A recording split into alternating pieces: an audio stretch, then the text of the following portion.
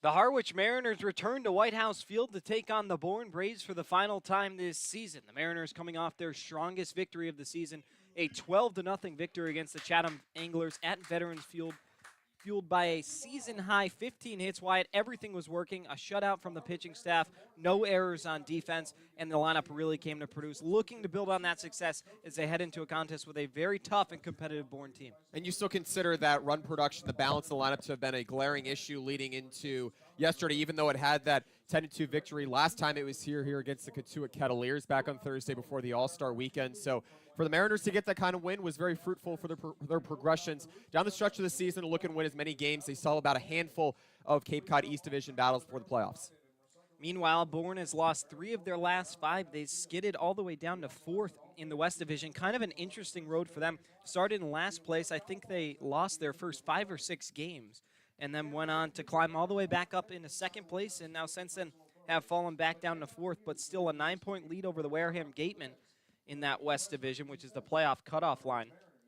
They need to get a big win here today to kind of create some insurance room against a Wareham team who will be hungry. They do have some stars and trying to make a push here as the Harwich Mariners sit now in 3rd in the East Division, just 1 point behind Orleans for 2nd place and home field advantage in the playoffs. So all these games proving to be more and more pivotal as the days go on, Wyatt. And one way that Bourne has been able to actually get a couple of wins in its last 4 games in order to avoid falling behind the Wareham Gatemen for playoff contention, averaging 9 hits per game in your last 5, I'd say, is a pretty great way to get that done. You need tools in your lineup, and you have Jonathan Vastine leading off for you.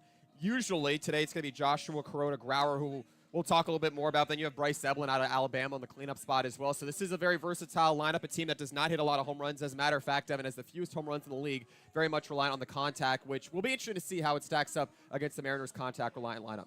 A team featuring 6 All-Stars, but one very important player not in the lineup today, and that's Derek Bender. Went 2 for 2 last night before he hurt his ankle trying to steal a base. Of course, the league leader in stolen bases, so he will not be in the ball game tonight. An All-Star for sure, but when you have a guy like Caden Bodine, not exactly the worst person to replace Bender with, also an All-Star, and he's going to produce as we meet the Bourne Braves for Coach Scott Landers. Leading off is the 2nd baseman Joshua Kuroda-Grauer, batting 2nd the shortstop Jonathan Vastine, batting 3rd is the catcher Caden Bodine, batting cleanup the 3rd baseman Bryce Eblin, as the first pitch is going to be ripped out to deep right field. Going back is Lambros, and it's 1 pitch, 1 out. To start off, Sean Hard, who toes the rubber for the Mariners. Back to that lineup, batting 5th, Kendall Diggs in right field. Batting 6th, the left fielder, Sam Peterson. Batting 7th, the designated hitter, New Contreras. Batting 8th, the first baseman, Garrett Michelle. And batting 9th in center is Gage Harrelson. Sean Hard, as we mentioned, toes the rubber. An All-Star alternate, did not have an opportunity to pitch in the All-Star game, unfortunately, but he's had a really great campaign here in his 2nd summer for the Harwich Mariners as he clocks that one in at 95 miles per hour, Wyatt. 0-1 as he blows it right by the All-Star shortstop and Jonathan Vastine. 0-1's fouled back right towards our writer, Matt Skillings, and so it becomes 0-2. Sean Hart out of Boston College, righty, 6'5", 210-pound sophomore at BC as he misses that one up high. Native of Mahwah, New Jersey, was selected in the 20th round by the New York Yankees back in 2021 after leading St. Joseph's Regional to a state championship. 1-2, misses up high at 96, and it's 2-2. Nice to see the pitch speed thing working. The speed gun? What would you call it? Radar gun? Radar gun. Yeah. Thank you. Yeah. Missing the word there. 2-2. Breaking ball misses inside, 3-2. Sean Hart on the season, a record of 1-0, an ERA of 2.50. Across his 6 games, has thrown 18 innings, 26 strikeouts to 15 walks, and 10 hits. The walks have been a problem for Hart. He leads the Mariners with those 15 as the payoff comes, and it's going to be popped up into foul territory. Going over is Anderson. He's under it and puts it away. 2 up, 2 down early for Sean Hart as we meet the Harwich Mariner defense. They are 4th in the Cape Cod Baseball League with a .968 fielding percentage and 41 errors. In the outfield, Kevin Karstedter's out in left with Devin Obie in center, Elijah Lambros in right. In the infield, 3rd to 1st, Mason Guerra's at 3rd with Ali Camarillo at short. Kevin Keister is at 2nd with Ethan Anderson at 1st, and Andrew Yu completes the battery for Sean Hard. Well, ACC battery right there, as that one misses up high, 1-0. Yeah, Sean Hard has got some serious velocity, but he kind of lives and dies by it, Wyatt, because he's able to blow away hitters, but also when they're able to connect, the ball will never land. It's kind of been pick and choose for him out there. His control's been a huge thing this year. When it's on, he's almost unhittable. We'll get more into his game-by-game performances as the night goes on. As 2-0 pitch is in there for a strike. Very fastball reliant, and for Hard, that's certainly helped him average more than 5 strikeouts per outing this season. Good location thus far. 2-1 is going to be lined into center field and down for a base hit in front of Devin Obie. And so it's a base knock. And the Bourne Braves in business here with 2 away. Yeah, and Sean Hard will go to that fastball 2/3 of the time approximately, but the key for him just to be able to locate it too well. That time it was left a little high at the letters. He also has that curveball, slider, and changeup. The curveball and the slider, he goes for about 16% of the time combined as he works out of the stretch here for the first time. Here comes the first pitch to the all-star third baseman Bryce Eblin out of Alabama, an all-star for the Bourne Braves just this past weekend. And yeah, he's really a threat on all sides of the baseball diamond. Eblin, 6 foot, 185 pounds, hitting .306 for the Braves this season, now making his 25th appearance in a ball game. The 0-1 gets through the legs of Andrew Yu and to the backstop as Bodine will advance down to second without a play. And now just like that, a runner in scoring position. Mariners have had issues with the pass balls this season. Now they're 14th on the year, and seemed as if Andrew Yu could have had a good stop on that one. It wasn't too low to the point where Hard just lost control of the fastball low. He's been going to that fastball quite early here, but already a task here to work with a runner in scoring position. Bryce Eblin off to a really hot start this season. Had a slow start in Bourne last summer, but in his return has really made an impact and a big reason they're still in the playoff hunt.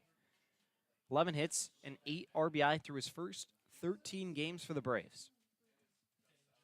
Junior out of Greenwood, Indiana, ahead in the count 2-1.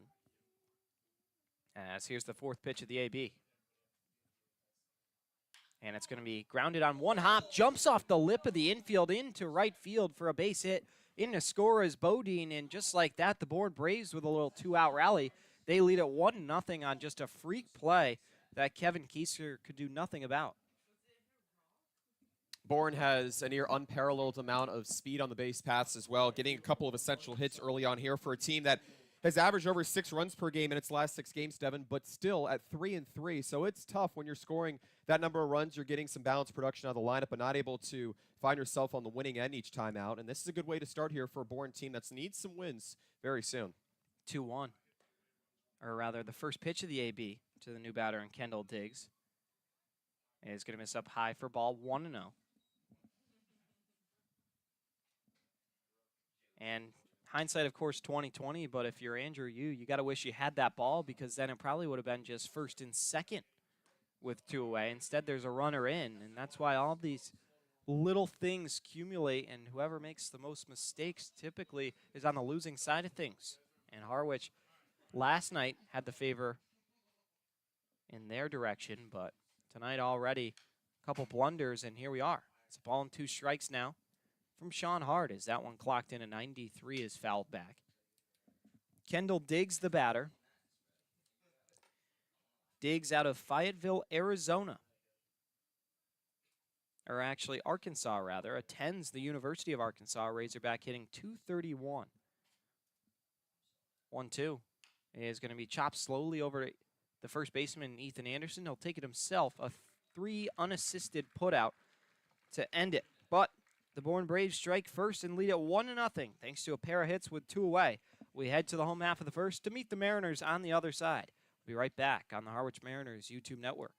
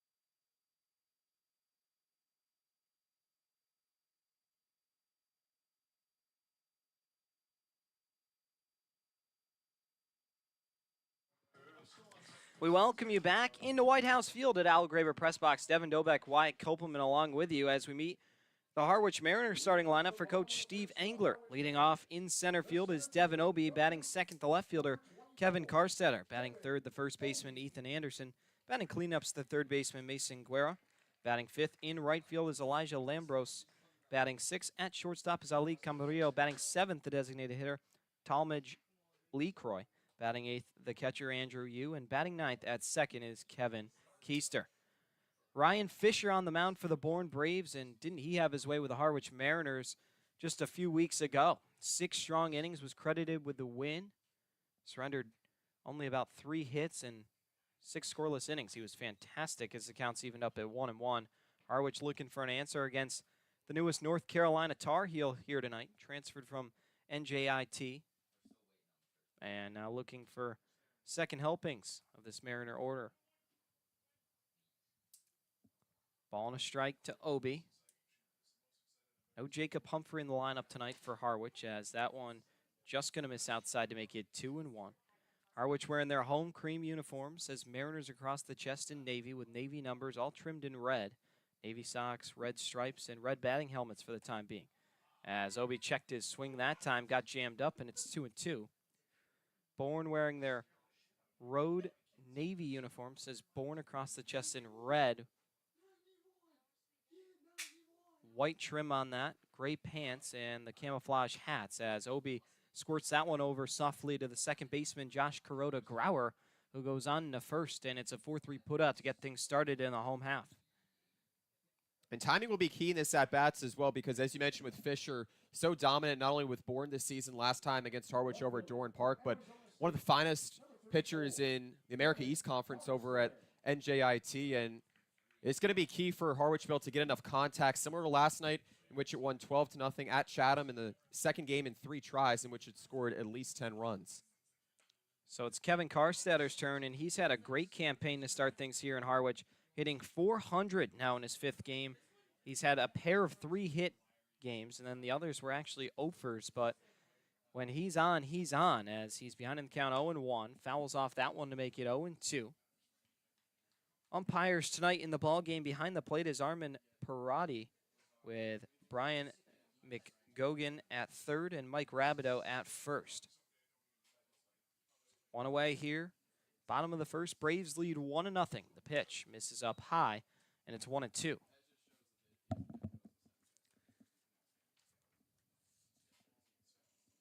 Fisher, 6'3", right-hander, out of White House Station, New Jersey, ironically, as Karstetter lines that one right off of Josh Grauer into right field. It was a short hop for Grauer, and he couldn't get in front of it, especially with the sun, and shot right into right field. So it's a base hit for Kevin Karstetter to start the Mariners here in the first.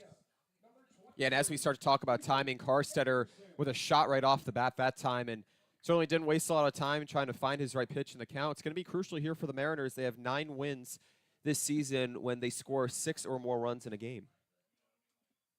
Pitch. This is inside, 1-0 to the newest batter, and Ethan Anderson, coming off arguably his best game wearing the Mariner colors, went 2 for 3, also a pair of walks, 4 RBIs for him. His first multi-RBI game as he fouls that one off to make it 1-1. Had that 2-run blast out to deep right field back in the first inning yesterday to make it 3-0 Harwich. But yeah, really good campaign. Had a sacrifice fly as well.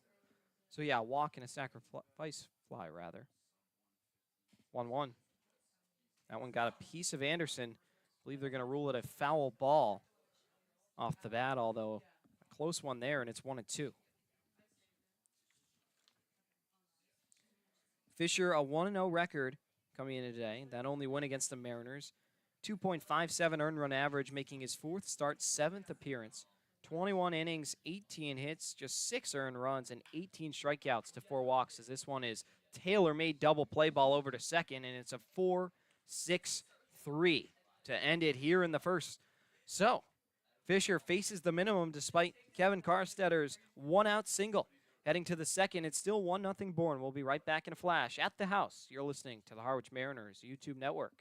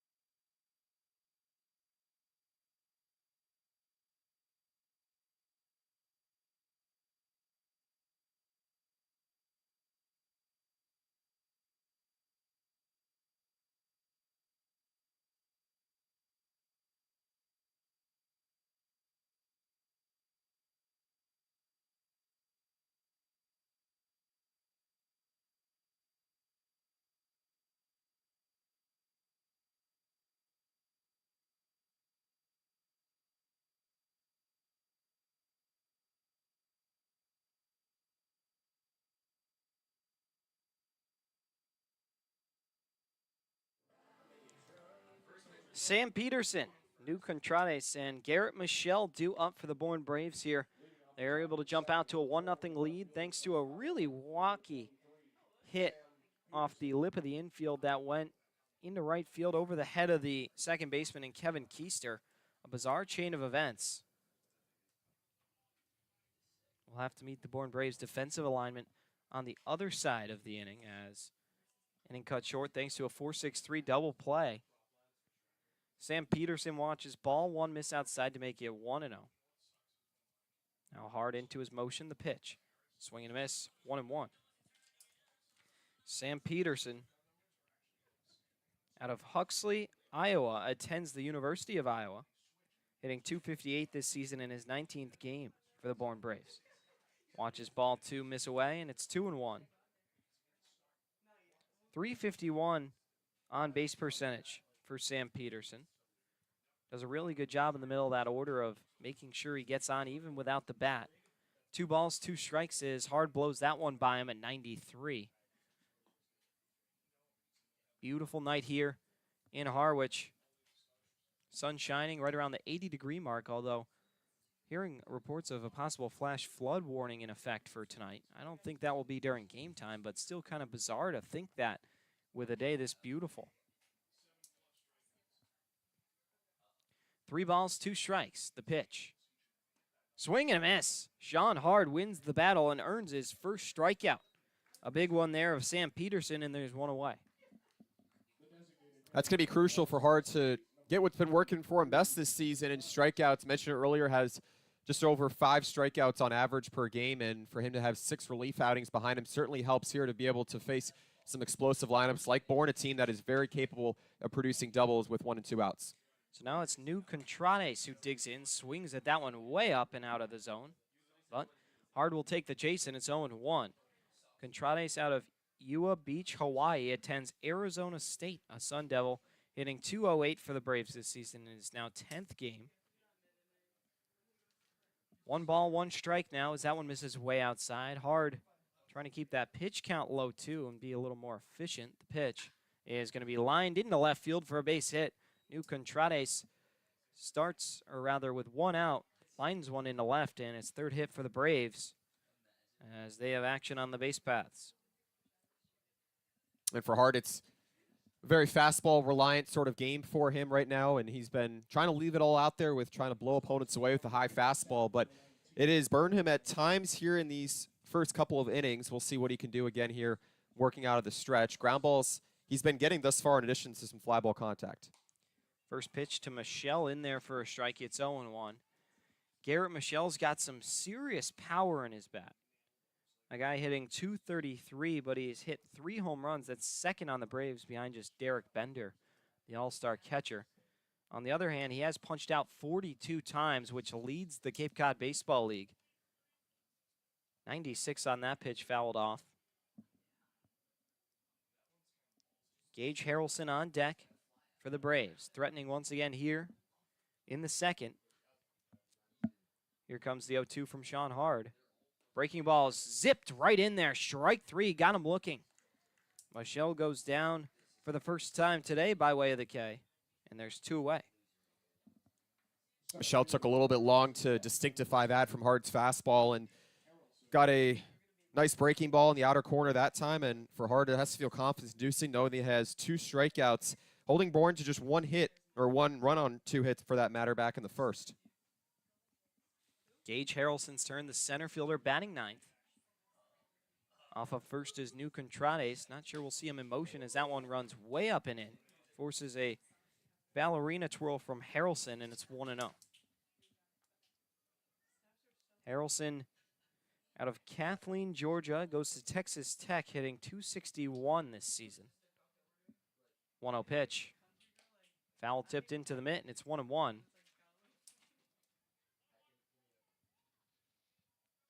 On-base percentage of .311, not a huge walker.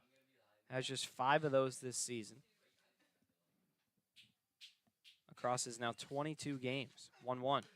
Fouled back over towards us, and it's 1-2. 94 from Sean Hard. His velocity is really a marvel. One of the reasons he was taken at such a young age by the New York Yankees. Would imagine he'll re-enter the draft, though. Here comes the 1-2 pitch. Breaking ball. Misses. Nice stop by Andrew Yu to make sure it doesn't get by, and it's 2-2.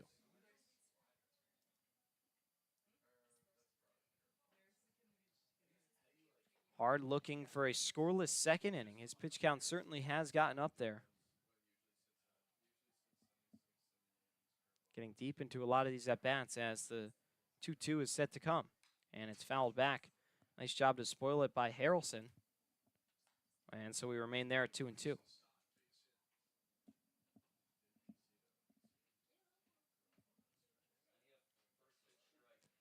This is the fourth and final meeting between the two clubs. As we mentioned, the first game came back here at White House Field on June the 14th, a 3-0 win for the Mariners in an abbreviated 5 innings.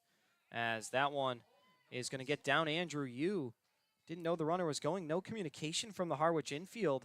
And the throw not even close to being in time. It's a stolen base for Contrades, and he's in scoring position with 2 away. And Bourne won't wait for hesitations here tonight, as much as Harwich has looked to you and even Brian Arntz, another starting catcher here, to get Thieves quickly on the base pass. Bourne is not going to wait. 3-2. And it misses up and away. Harrelson wins the battle. A productive at-bat for him. Made Sean Hard throw upwards of 8 pitches. And then finally takes his free ticket. He's down into first. Two teams similar in walks produced this season, and Bourne certainly averaging about 5 per game. And we'll see how Harwich can try and counter that here. Sean Hard looking to strike out the side, but it's been tougher here in the second as Bourne is applying more pressure. First pitch is going to miss down low to make it 1-0 from Hard. Joshua Kuroda-Grauer, the leadoff hitter, digs back in for the Braves. Second at-bat for him. He's flied out to right earlier in the ball game. 1-0. He is going to be in there at the knees to make it 1-1. Next game between these two clubs came back on June the 26th at Bourne, a 5-3 loss for the Mariners. And then another 5-2 loss that came back on July the 8th at Bourne, Doran Park. 2 balls and a strike. So that one misses up and in at 93. Pitch is going to be grounded softly over to the shortstop, Camarillo. He flips on a second. Keister there, and it's a fielder's choice to end the top of the second. Bourne still on top, 1-0 as we head now to the home half. We'll be right back on the other side of the Harwich Mariners YouTube network.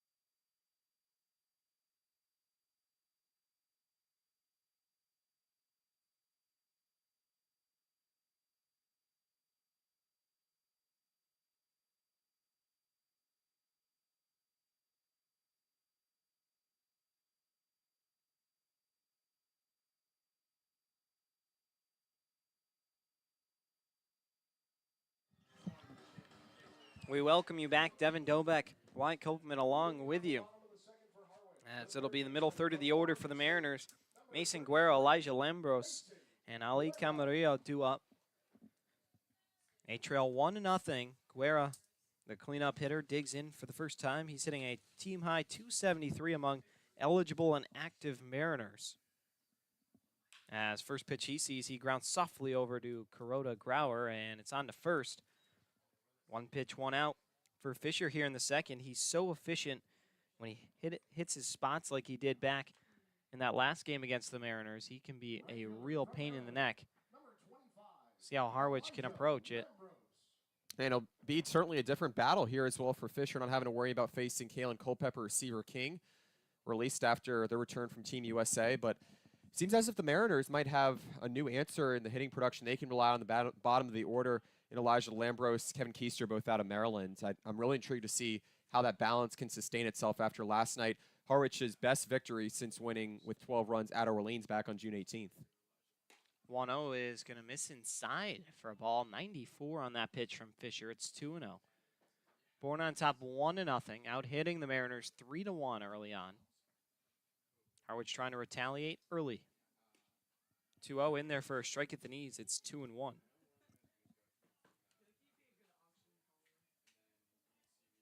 Ali Camarillo on deck for the M's.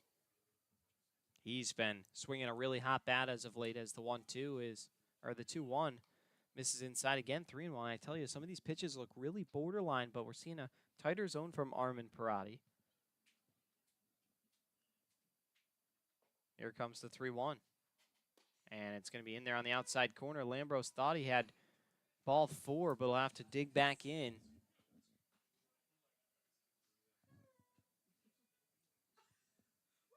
Big at bat from here. Harwich does have the one hit, but a double play negated it off the base pass. Fisher's faced the minimum as that one's chopped softly off to the left, but foul.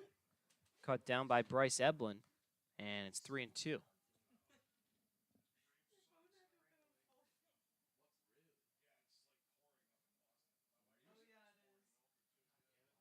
Three balls, 2 strikes with 1 away.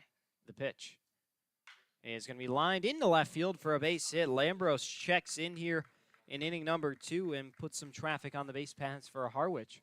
As we take a second here and meet the Bourne Braves defense, they are the #1 defense in the Cape Cod Baseball League with 29 errors and a .976 fielding percentage.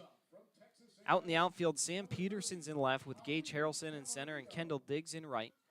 Third to first, Bryce Eblin's the third baseman. Jonathan Vastein's the shortstop with Josh Kuroda Grauer at second. Garrett Michelle's at first with Caden Bodine doing the catching. Lights have come on here in Harwich as we approach the top of the hour. And first pitch to Camarillo is going to miss up high for a ball, 1-0. Ali has not had a great season hitting for average, but he's been really clutch. That's been kind of his MO all season, hitting just .212. Leads the team in at-bats with 113. He's also tallied 12 runs batted in, including a couple last night against Chatham. He's ahead in the count, 2 balls and no strikes. He had a bases loaded double to drive in a pair and extend the Harwich margin late in the ball game. Hitters count as the 2-0 is going to be grounded softly back to Fisher. He snares it, goes to second for 1, and it's a 1-6-3 double play to end it. Despite a miscommunication between the middle infielders, Vastine able to cut it off and make the play on to first with the better angle, and the side is retired. So identical frames for the Mariners in the first and the second. Both innings ending with a double play after a base hit with 1 away. We'll take a quick break and be back for the third. 1-0 in favor of the Braves. Don't go anywhere. You're listening to the Harwich Mariners YouTube Network.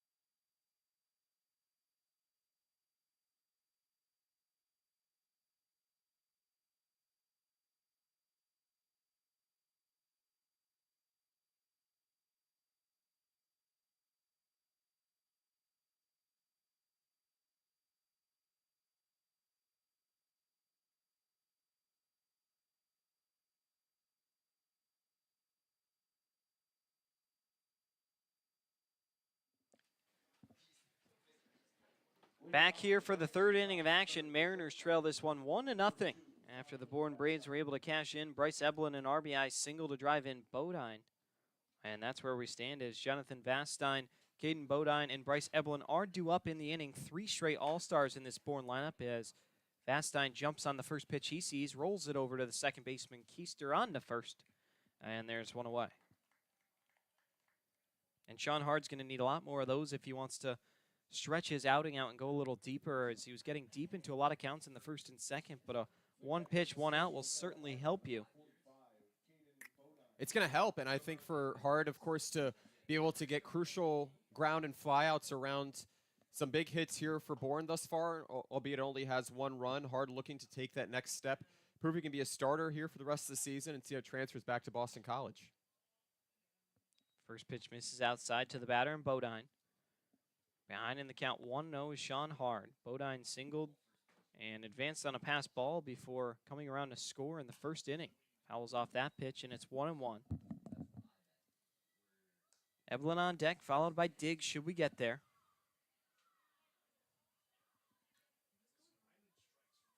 Definitely a decent amount of light here. We're hearing, that there's been rain all over parts of central Mass as that one's flared out into center field. Devin Obie coasts right under it and puts it away for out number 2.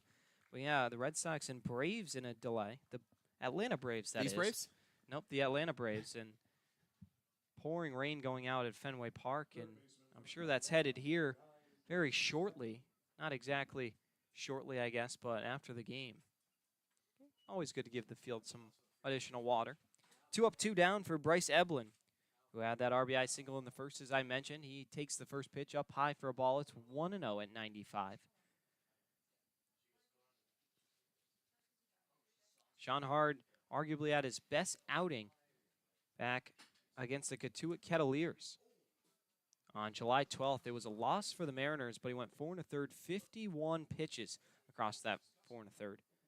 Just 1 hit, 1 run, 4 strikeouts to 2 walks. He was sensational. 1-1. Misses down low, 2-1. Also, last pitch against YD went 4 2/3. That time, 93 pitches to just get 1 more out. Kind of crazy, the variation there. 2 hits, 2 runs, 6 strikeouts, and 4 walks. An interesting outing, but he's able to eat a decent amount of innings en route to a Mariner loss. 3 balls and a strike to Bryce Eblin. Kendall Diggs on deck. The pitch. It's going to be popped up. Shallow infield. Coming in is Keister, and he puts it away. It's a 1-2-3 third for Sean Hard. Definitely was much more efficient there, as him and Andrew Yu exchange celebratory fist bumps, and we head down to the home half of the third. Still 1-0 Bourne. We'll be right back in a flash. You're listening to Harwich Mariners Baseball on the Harwich Mariners YouTube network.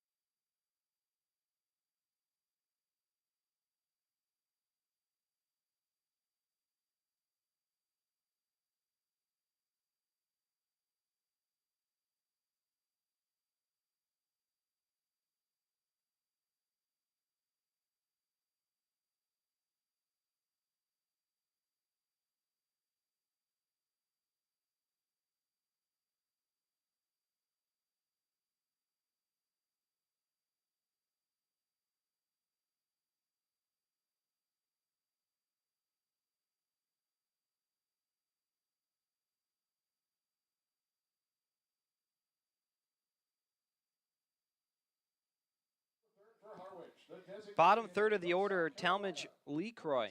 Andrew Yu and Kevin Keister due up. Mariners have a pair of hits, but a pair of double plays have completely canceled those out. First pitch is going to be a broken bat on one hop over to Kuroda. Grauer on to first for an out. And how many first pitch outs have we seen in this ball game thus far? I mean, it's got to be up to 3 or 4. People really being aggressive and jumping on these pitches that they like. They haven't really worked out, though. That's the fourth instance where, from either side, one too many have been too aggressive. And for LeCroy also not wearing any batting gloves in his first at-bat here at White House Field. How about that? Looking like Anthony Rizzo. Andrew Yu misses, or rather takes the pitch that misses down low for a ball. It's 1-0. Yu and then Keister. Andrew Yu cuts and misses at that one to make it a ball and a strike. This season hitting just 195. That is the second lowest mark on the Mariner roster sheet, but does have a .313 on-base percentage, so making up for it. Despite not hitting exactly for average, he's finding ways to get himself on base as he pops that one up into shallow right field. Waving for it is Kuroda Grauer, and he's called off by Kendall Diggs, who makes the play for out number 2. And there's 2 away. And this is a Bourne team that has certainly found its way to keep its defense moving behind Fisher, looking for a scoreless start here today. I'm assuming he's looking to go at least 4 or 5 as one of the strongest at New Jersey Institute of Technology, a team in Bourne also with the highest strikeout to walk ratio in the Cape Cod Baseball League, but ironically, Fisher without a punch out yet. First pitch to the 9-hitter, Keister, is bounced in the dirt to make you 1-0. Keister out of Smyrna, Delaware, attends Maryland, hitting .400 this season.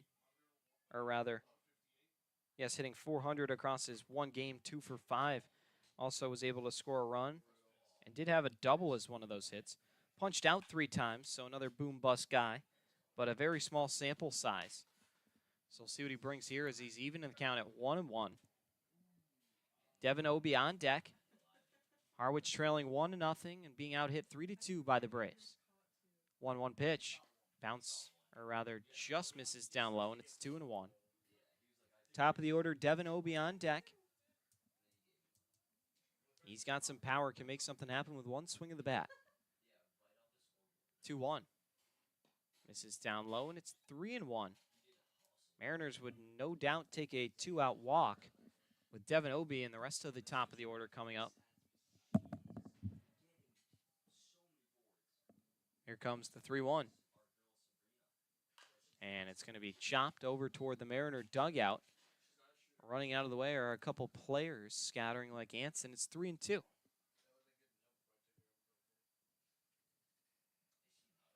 Slight breeze blowing through Harwich, the American flag barely waving, though. So just a subtle little breeze as this one's going to be ripped into center field for a base hit. Kevin Keister, how are you? Jumps on that payoff pitch and lines it for a 2-out single into center field. And now the Mariners with a little activity going on here with 2 away. Couple of 1-out jolts before the inning-ending double plays, and if you're Fish, all you can ask for here is for your defense to keep moving. In addition to him wanting to get that first strikeout here, high strikeout reliant pitcher, even though he doesn't have one here tonight. So it'll be Devin Obie's turn as he takes the first pitch, strike low and away. Pitcher's pitch that time from Fisher. He comes set, working quickly out of the stretch. Keister leading off first the pitch. There goes the runner, and Keister, he did not get a great jump. The throw is going to be in time, and Keister is caught stealing. So Ryan Fisher has managed to face the minimum despite 3 hits from the Mariners. They've all run themselves out in the base paths or double plays. As we head now into the middle third of the ball game, still 1-0 Bourne. We'll be right back. You're listening to Harwich Mariners Baseball on the Harwich Mariners YouTube network.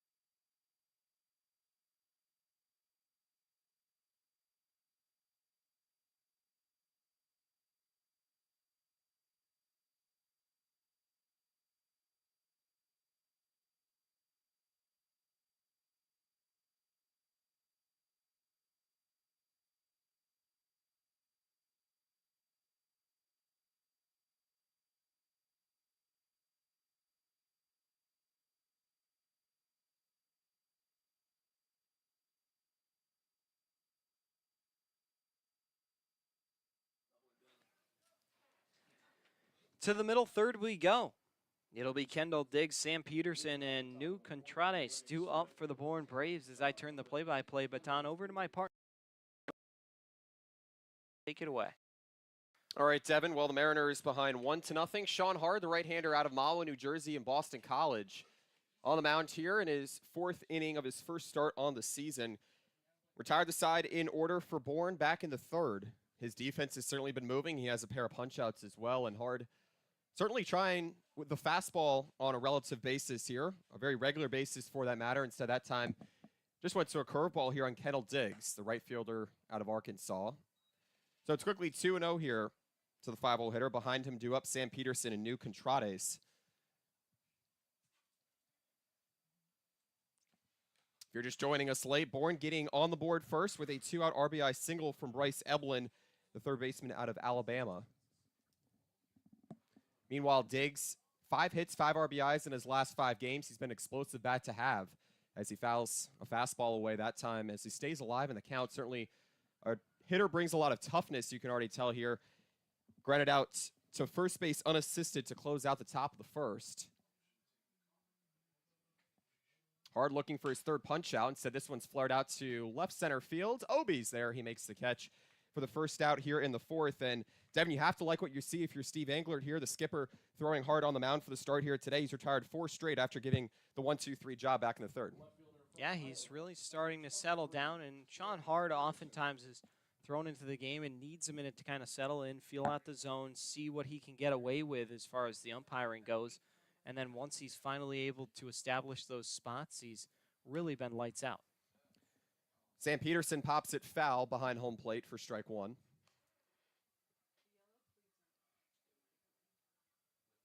Hard before tonight with 6 relief outings.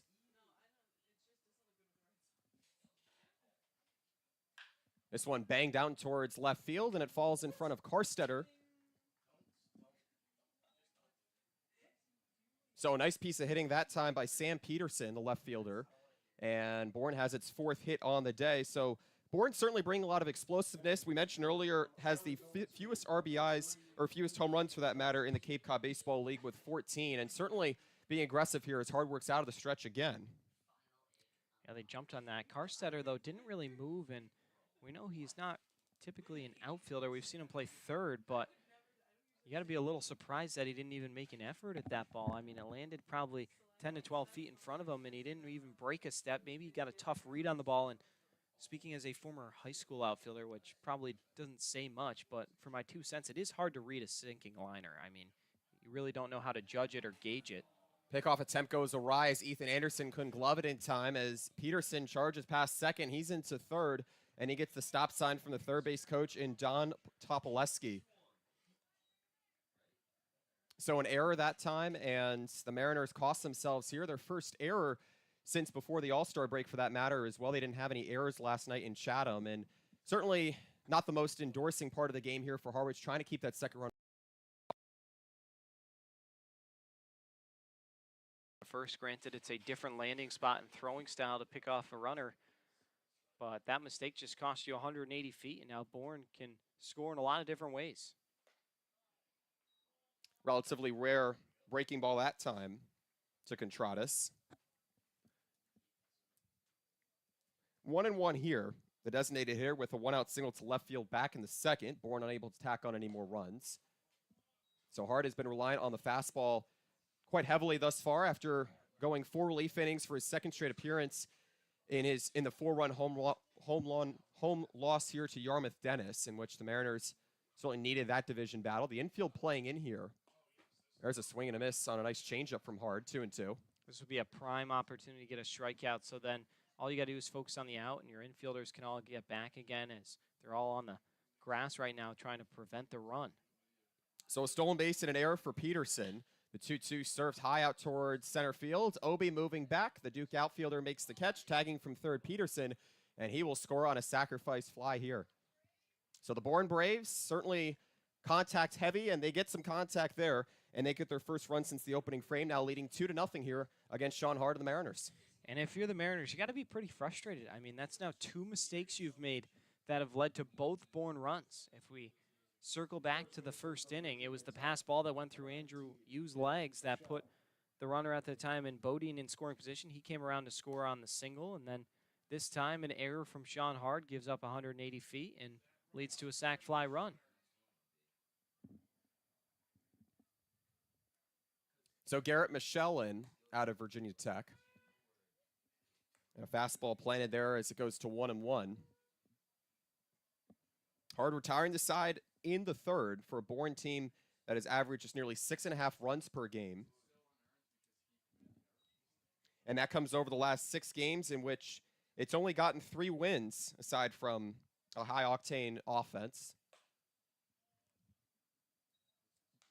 9 hits per game in the last 5 as well for Bourne, a team that currently stands at 4th in the Cape Cod West Division standings. Just a game back out of Falmouth, which is a team that is starting to challenge Hyannis. As Sean Hard will have to see another one here in order to get his 3rd strikeout on the evening. He has yet to face more than 5 here tonight. A big pitch coming here for the Boston College righty. And instead it goes inside. Hard trying to lose him with the fastball. And that time Michelle was backed off the plate, as it is the 2nd walk surrendered here by Hard. A 2-out base runner here for Bourne. And Bourne has certainly been keen on capitalizing on 2-out situations. When Sean Hard's able to get them down in order, there's been no issues against him. Yeah, and Bourne just a team that really takes advantage of the opportunities they're given. Harwich's given them a couple, and they're able to kind of stuff it down the Mariners' throat. I mean, it's just really tough to kind of watch the Mariners beat themselves up. And granted, still plenty of baseball left, but a couple runs that could be snipped off the scoreboard. Gage Harrelson watches it low for strike 1 here. Speaking of 2 outs, earned a 2-out walk back in the 2nd, which followed Bourne's only run in the 1st on a 2-out single from Bryce Eblin, a cleanup hitter out of Alabama.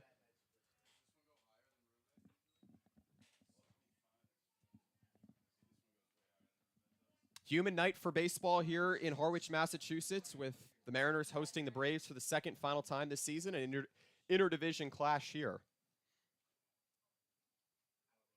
Hard trying to just get one more. Location has started to teeter a little bit here, as he'll have to deal another 2-ball counts, his 3rd already here in the 4th. Hard trying to take the next step here after going in relief 6 times with 26 strikeouts across those appearances. 2 away and 1 on. This one fouled back. Hard now 1 pitch away from getting that 3rd strikeout again.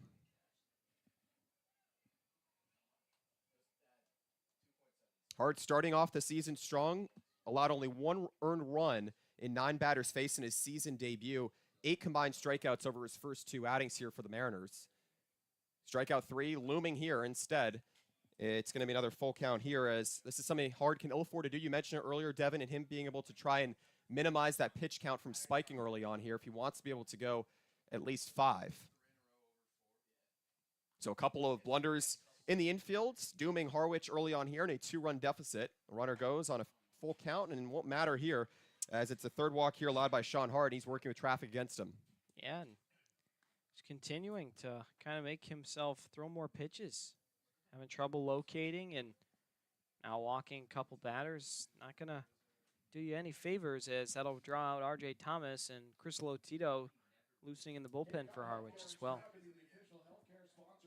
Lotito warming for really only this inning here in the 4th, as the Mariners trail 2-0, 4 hits for Bourne and 3 hits for Harwich. If you're joining us late, Harwich getting a hit in each of the first 3 frames, a pair of 1-out singles, and then a 2-out single from Kevin Keister. He was caught stealing, as Harwich has yet to get any runners in scoring position by the way of stolen bases here. Meanwhile, for Lotito, his last outing, he went 2 innings in that 4-3 loss at Brewster.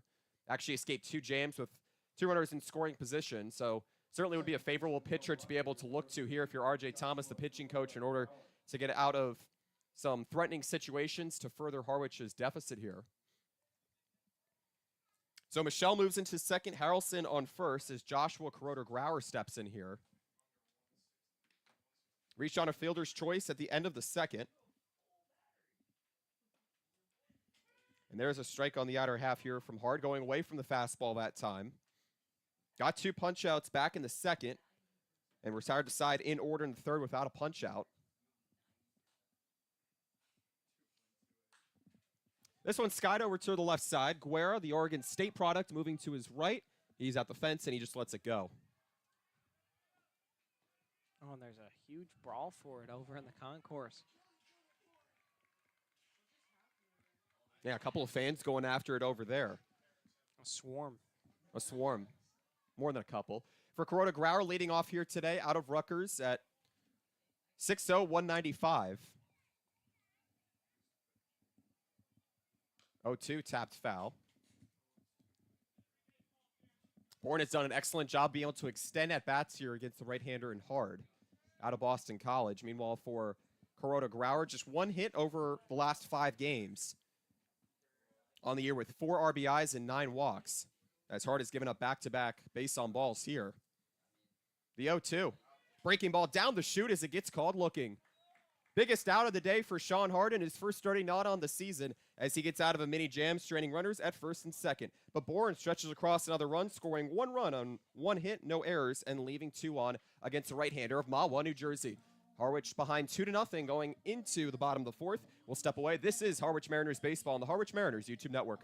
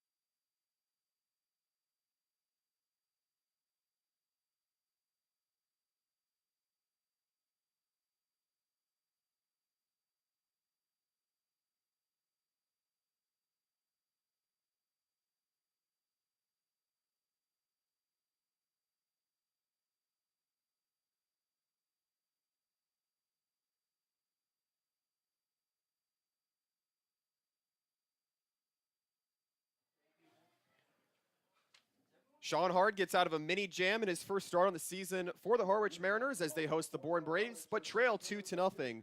Top of the lineup due up in Devin Obie, Kevin Karstetter, and Ethan Anderson.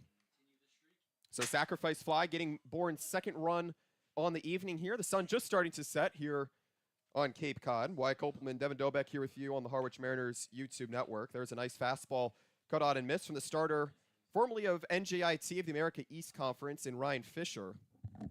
He's been commanding with the fastball thus far, but still looking for that first punch out here. He's gotten a pair of inning-ending double plays as Obie shoots this one into left center field over the glove of Vastine, and the Mariners have a leadoff hit in what's their 4th on the afternoon. And the first time the leadoff man has been on, maybe the start of something. The previous 3 leadoff hitters had all grounded out to second base. So a nice change in pace there as Devin Obie reaches. And around the league, just kind of glancing through it quickly, a lot of help being given by the West to help out Harwich. Falmouth defeated Brewster 8-3. Brewster nipping at the heels of Harwich, just 3 points back.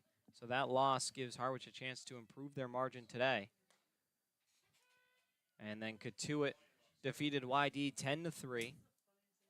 Orleans is defeating Wareham 5-3. That game still active in a Hyannis on top of Chatham 1-0.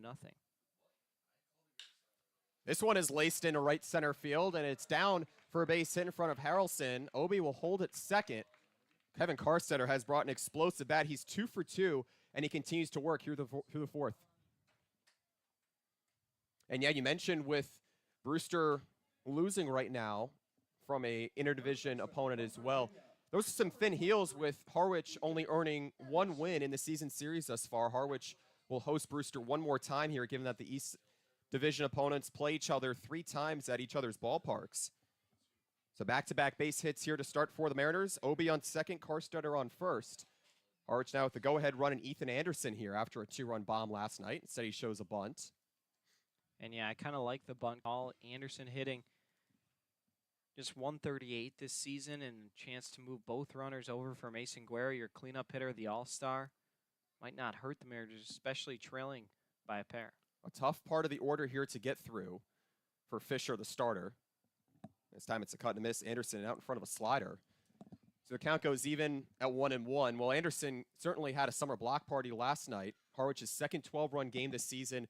He hit 2 for 3. Second multi-hit outing, actually the only one since his debut against Brewster, as we just mentioned, the Whitecaps. Anderson with an opportunity to capitalize here, trying to hit against the shift here. And you know, I think we may have mentioned this a little earlier in the season as well, Devin. One stark contrast or discrepancy between what the Major League has instated versus what still lacks here at the college level is just that absence of shift. And Anderson certainly vulnerable to that here. This one bounced in front of the catcher and Bodine, and it's a wild pitch to advance Obi into third and Karstetter into second. More of a prime opportunity for the left-handed hitter. And that is a huge gift because now you don't even need to bunt. You already got the job done. If you're Anderson, got to put something in the air or a line drive. Want to make sure you get at least one run here and get the runner and Karstetter down to third. A lot of different things you can do. He had a sacrifice fly last night against Chatham. Now another opportunity here, way ahead in the count. You also take the walk. Anderson with 4 walks here on the season. Instead, he booms it to the right side, and it's on the ground for a base hit. Obi will score. Karstetter right behind him, and he will score standing up. A 2-run single for Ethan Anderson, and the Virginia Beach, Virginia native makes it a new ball game as the Mariners and the Braves are tied at 2 here in the 4th. He's now up to 6 RBI in his last 2 games. He's starting to get a little hot, and at the right time, too, with the season coming down to an end. Beautiful piece of hitting with that first baseman and Garrett Michelle playing in. He was able to fight it down the line and score a pair of runs. Big piece of hitting at a clutch time for Ethan Anderson. Anderson entered today with 4 RBIs over his last 5 games, has been able to find a way to give Harwich some timely RBIs over the last handful of games as Guerra loops it foul for strike 1. 0 for 1 here today with a ground out to start the second. The Mariners only brought the minimum in the first and the second as well.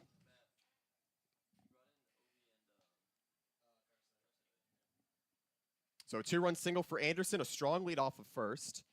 And there's a cut and a miss on a slider as it's 0-2 here to the Beaverton, Oregon native. Still none away here in the bottom of the 4th. Harwich looking to reward Anderson for his 2-run single here.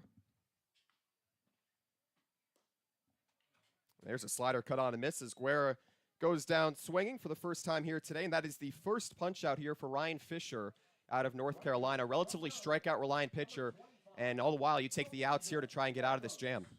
And Harwich has really found a way to crack Fisher, a guy who really shut them down through 6 shutout innings last time he played Harwich, but they've gotten to him for 6 hits and a pair of runs, and still counting here in the 4th.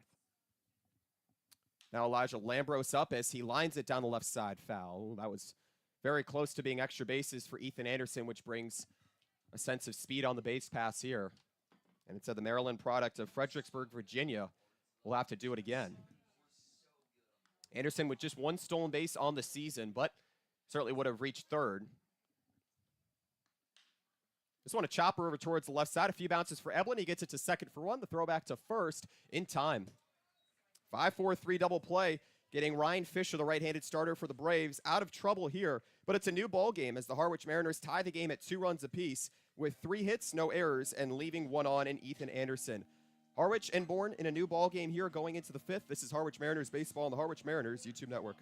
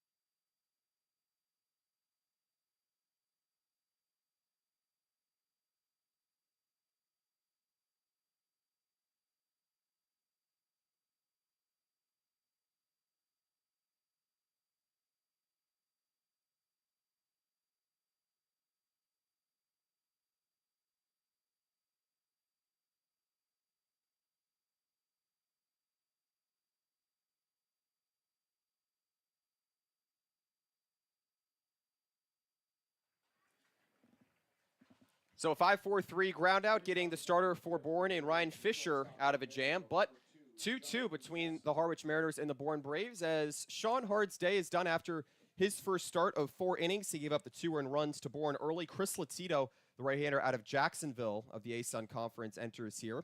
Latito looking for his first win on the season. Devin, a huge spot for him to be in with an explosive Bourne hitting team thus far. And Latito's been the guy. His last outing was not great, but that's the only really bad thing you can say about Latito. One of the 2 guys with 6 appearances, that's a team high. He'll now lead that by himself with 7. Looking forward to seeing how he can keep the door shut here against a high-powered Bourne offense. 1-1 the count here to Jonathan Vastine, sophomore at Vanderbilt, native of Bartow, Florida, right around the Lakeland area. So for Latito, 9 strikeouts, 10 walks this season. He actually escaped 2 jams, left 2 runners in scoring position, 2 strikeouts in the Mariners' 4-3 loss against Brewster as that one slammed to the right side foul. Latito, a fastball-reliant pitcher, but has some off-speed secondary pitches as well to go to. He went a season-high 3 innings on July 1st against Katuitt. The Mariners winning here at home. Can't get Vastine swinging that time as the count runs full. Vastine is due for a hit here, as are the top 2 hitters in the Bourne lineup. Vastine hitting second here today. Trying to protect, and instead he wins the full count battle for his first walk on the night. And it is the 4th walk on the night issued by Harwich Mariners pitching. So Latito trying to get off to a strong start, but Vastine that time just using a little bit more discipline. Yeah, the free tickets adding up is not going to do Harwich any favors. Need to keep traffic off the base paths, especially the leadoff man. And when they have speed like Vastine, it can only put you in harm's way. See if Latito can pitch around it or maybe get a ground ball. But Caden Bodine, a tough customer. We mentioned keeping runners off the base path, something that Bourne has been able to do quite well here tonight. There's a nice curveball here to Caden Bodine. 1 for 2 with a single to center field back in the first. 3 inning-ending double plays, the Mariners' first 4 times up at bat. Bourne entered today with 24 double plays, now at 27.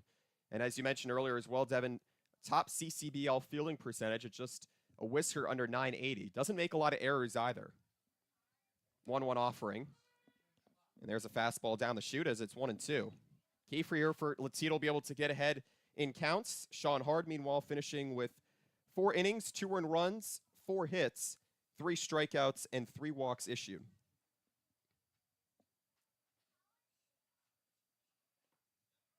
That one off the chest protector of you, as that will force a speedy Vastine down into second.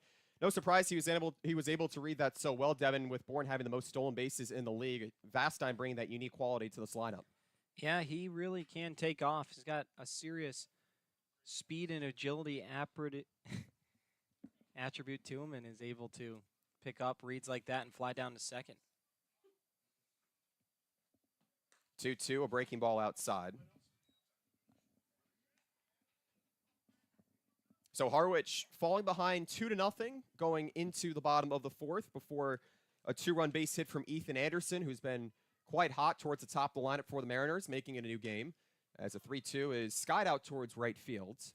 The second baseman in Keister will leave it for his Maryland teammate Elijah Lambros, and there's 1 away here in the 5th. Bourne adept at being able to draw runners home, has the 2nd most doubles in the Cape Cod Baseball League. Has 9 hits per game on average in the last 5 games as Bryce Eblin, the cleanup hitter, steps in, looking for his 2nd hit here on the night. So now a double play opportunity out of opportunity here for Latito.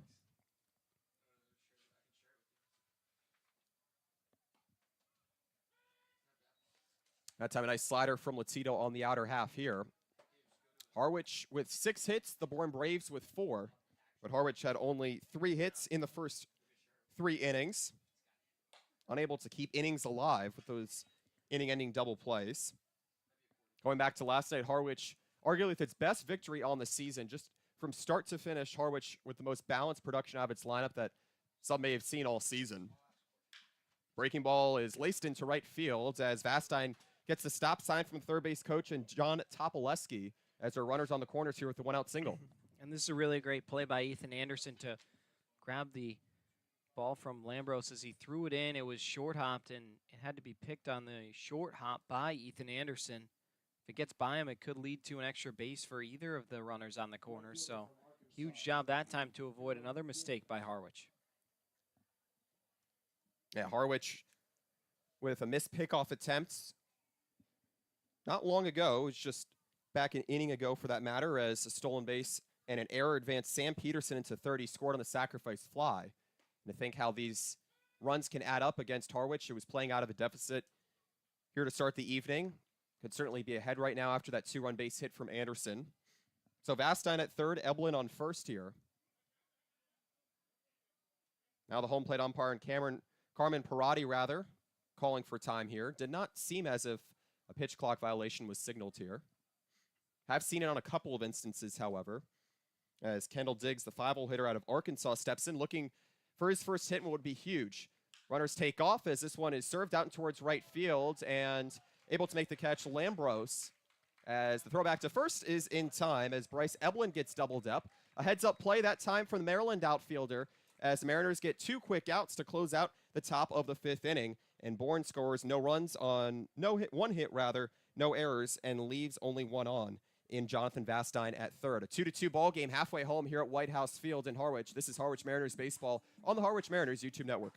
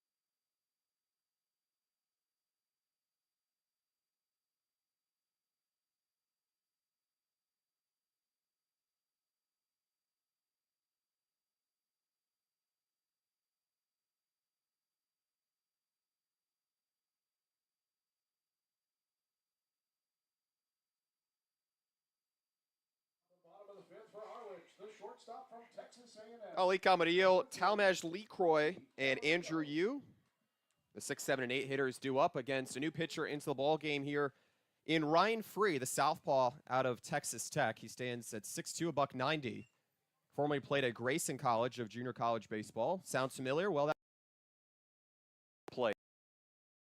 Transferred to UT Arlington, and before that, getting drafted by the San Francisco Giants in the 8th round.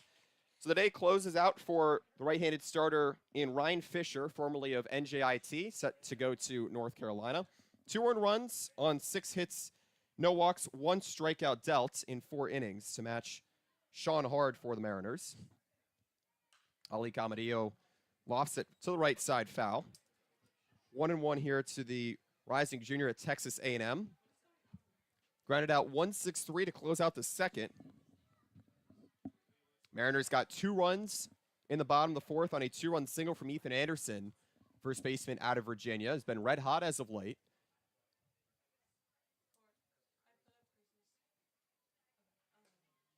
There's a cut and a miss on a breaking ball inside.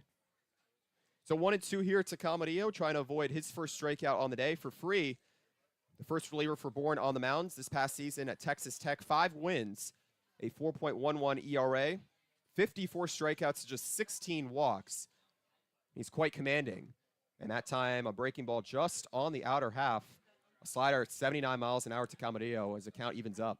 Really good pitch. Tried to hit his spot on the outer black and get the strikeout looking. Unfortunately, Camarillo not fooled and lays off, very wisely so, especially when that pitch cuts right back at you. Tries for his first strikeout here, and Camarillo shoots it out towards left center field, and it's dropping, but not too quickly for Harrelson as the center fielder loses the cap, and there's one away. Camarillo putting a lot of contact that time, just not into the alley enough. Yeah, just unfortunately didn't barrel that as much as he would have liked. Got a little jammed and didn't get the sweet spot on it, and when that happens, sometimes it's an easy fly ball, or at least Harrelson made it look easy. A long run, a lot of ground to cover, but it's nonetheless an out. And for the Mariners lineup to avoid here, Devin, 1 point to focus on is getting the ground ball contact going, if not to be able to get it into the outfield here. As Kevin Keister, or Talmadge LaCroix rather, watches it on the outer half for strike one. The reliever in free, averaging about 11 strikeouts per 9 innings this season here with Bourne, picking up very well from Texas Tech at the Big 12 level. And he drops in another curveball as it's quickly 0-2 here to the South Carolina product in LeCroy. I caught up with him just earlier today as the Mariners took batting practice. He said his standout memory of his second season at South Carolina in the SEC, just the regional, as the Gamecocks were able to get to their 18th Super Regional, as the 0-2 is just tapped foul. For LeCroy, made his debut last night, pinch hit in the 9th inning in the Mariners' 12-run victory at Chatham. Had a base hit as well off Caden Kent, who was called into the game, a position player, but doesn't matter who's on the mound. He's still huge to have your first hit of the summer in the Cape. Yeah, hit 289 at South Carolina this past season as he ropes it foul to keep the count at no balls, 2 strikes. Ironic that Kennedy Jones goes out and he comes in. You would have liked to see them cross paths and get to know each other a little bit ahead of that big spring they're set to have. Yeah, I was thinking about that as well, given that Kalen Culpepper and Daniel Rivera, the 2 middle infielders here for Harwich, are just starting to get to know each other. Culpepper got some starts at shortstop in addition to his role at third base. Middle of the infield wide open here. Time a fastball cut on and missed as LeCroy strikes out for the first time here tonight. He falls to 0 for 2. 2 away here for the reliever and free. He's looking free on the mound. This is just a really good pitch up and in on the hands. Tough to catch up to, especially as a hitter. When you're sitting on something with 2 strikes trying to protect it and then it comes up inside, you're not always expecting it. Really good spot that time by Free. And this is the way that Bourne likes to retire hitters in order with strikeouts, as well. Has the highest strikeout to walk ratio in the Cape Cod Baseball League. As Andrew Yu chops it back up the middle, and it almost split the middle infielders, and there will be no play from the second baseman in Kuroda Grauer as Andrew Yu picks up his first hit on the night, and it's Harwich's 7th. Yeah, and that's how Andrew Yu tends to do it. These ground balls that just find homes in the outfield. He's done it really well all season when he's able to get a good spot for it, and got to feel good for him to get one here tonight, especially with all the spotlight being on Brian Arna as of late, and the 2 very good friends. You see them in warm-ups, and they get along very well, but aren't the starting catcher in the All-Star game and has had a really good season here in Harwich, so you trying to also carry that weight when he's in the ball game. And a carry weight for a team in Harwich. It's not draw a ton of walks per game, but for you being able to get the infield hits, certainly paramount as well to keep the balance for him here in the lineup. His 9th hit on the season after drawing 2 walks, ties season high against Hyannis. This one rolled through the right side here from Kevin Keister. You will hold at second, and the Mariners finding some 2-out hitting here to cycle the lineup here for Devin Obey. How about Kevin Keister with another 2-hit game? Had one last night against Chatham and now checks in here. He's been a nice little surprise and a guy that you can plug into the bottom of the lineup, similar to Daniel Rivera and what he brings. And, yeah, really nice to start to get these infielders that can produce on offense with the losses of King and Culpepper. Harwich with just 1 hit in each of the first 3 innings, and now finding some momentum for that matter, with you on second and Keister on first, as Devin Obey takes it low for strike 1. 1 for 2 here today with the Mariners and the Braves tied at 2. 13 combined hits between the teams after Harwich unleashed an explosive hitting attack last night for 15 hits.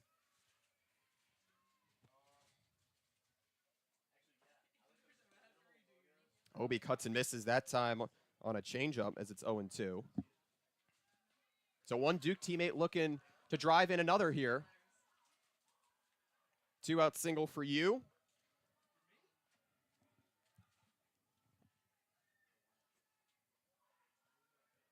Harwich has yet to lead here tonight.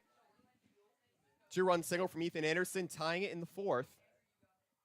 Big spot here for Free, the pitcher, and it's a swing and a miss. A fastball had Obi swinging high that time as Free picks up his second strikeout here in the 5th to close out the side. But Harwich still gets a pair of 2-out base knocks, and it was from Andrew Yu and Kevin Keister, but they remain tied going into the 6th. 5 hits for the Braves and 8 hits here for the Mariners in the team's final meeting here on the regular season. Moving into the 6th here at White House Field, this is Harwich Mariners baseball on the Harwich Mariners YouTube network.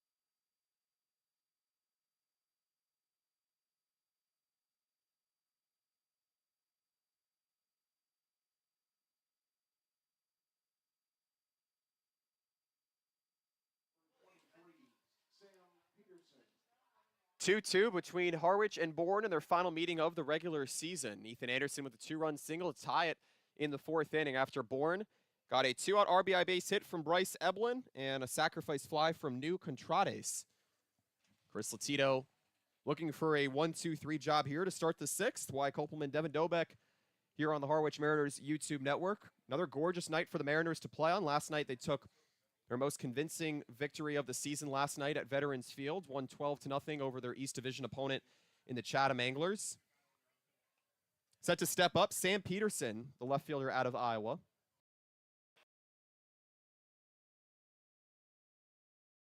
Identical starts from the 2 starters in Ryan Fisher out of North Carolina. Peterson shoots this one into shallow left center field in front of Obi. And Bourne, as capitalizing as it's been with 2-out situations, able to get a little bit of explosiveness as lead off here in the 6th. Yeah, and Peterson's been a bit of a pain for the Mariners. Now his second hit, he's already scored a run. Continues to get on the base paths early on. And a leadoff runner like Peterson, who we know can run. We saw him take 2 bases on the error made by Sean Hard. It's going to be a real threat to make this game 3-2 in favor of Bourne. Braves with the most stolen bases in the league, nearing 100 now at 93 on the season, and make it 94 with Peterson able to steal second on the blown pickoff attempt from Sean Hard, the right-handed starter. Not a ton of strikeouts combined between these 2 pitching staffs here tonight. Free getting 2 back in the 5th inning in order to get himself out of a mini jam, with Yu and Keister stranded on 1st and 2nd. So 1-1 here to New Contrades. Had that sacrifice fly back in the 4th. 1-out single in the 2nd.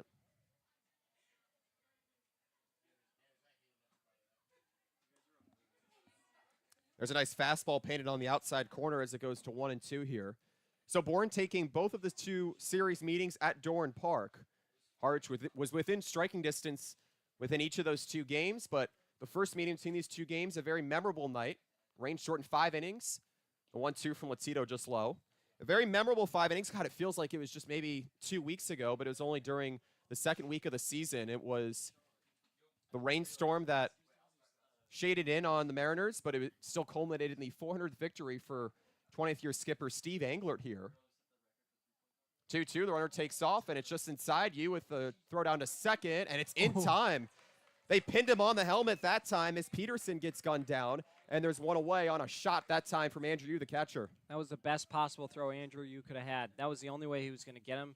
Took a little while with the pop time to get it down there, and if he placed it anywhere else, the runner would have been safe. And honestly, it looked like to me he might have got in under the tagger before, but since it was so perfect, works out in the Mariner favor, and they're able to take a very quick runner off the base paths, and Scott Landers definitely wants an explanation, and I don't blame him. I thought that the runner in Peterson was safe. Bourne has still been caught stealing about 26 times this season, which also leads the Cape Cod Baseball League, and certainly have to pay for your risks at times, as Landers still trying to get a sense of clearance here on the ruling at second. Meanwhile, the home plate umpire and Carmen Parati waiting for the discussion to close here. He's got some nice Nikes on, speaking of which. Yeah, those are something. Not stepping on the chalk. The informal rule, Devin. Oh, well, Landers just did. Oh. So anyways, the Mariners and the Braves locked at 2 here in the top of the 6th. And it can be 2 away here for Chris Latito if he's able to pick up his first strikeout in his latest relief outing this season. The payoff pitch, just low that time. So Latito surrenders his 11th walk this season. And there's a 1-out base runner here for Bourne. But Latito's certainly someone who can give you some extensive innings and has been able to get strikeouts squeezed into those innings as well. As a matter of fact, his arguably best outing, Devin, him keeping the Katuitt Cavaliers to just 1 hit through 3 innings in that first scoreless outing on the season. Started to carry over well aside from what he's lacked with command at times this year.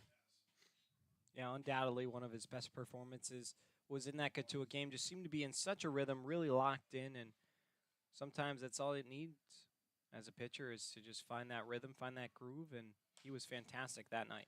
Garrett Michelle lobs this one out towards center field. Obi moving to his left, he makes the catch, and Contreras wisely getting back to first. Wasn't too far off the bag for what a chance at 2 to close the side, as that draws up Gage Harrelson, the center fielder, here in the 9th spot.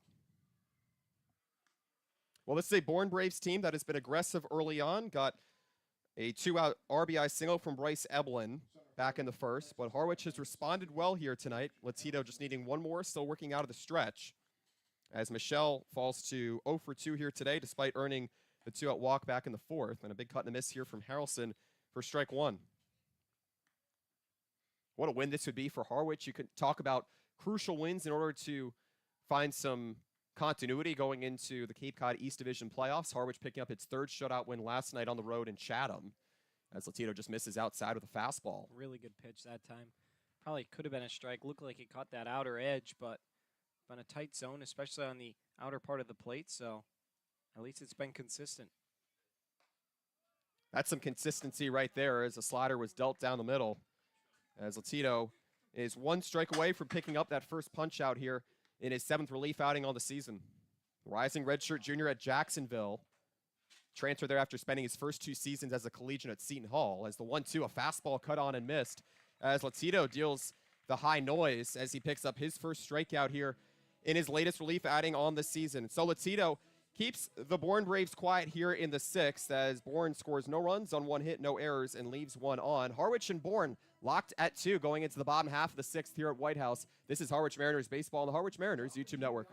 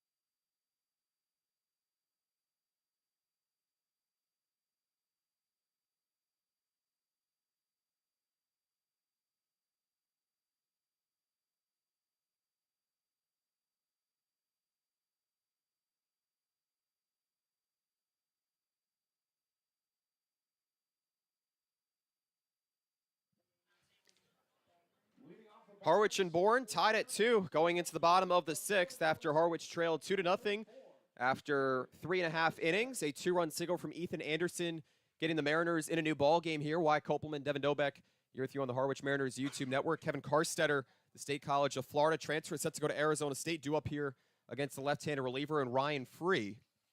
On for his second inning of work, a very balanced game thus far when you consider the ground ball double play action here for Bourne, but then Harwich tapping into some strikeouts. Latito getting his first punch out to close out the 6th, and this should be an entertaining one here for the final 3.5 innings.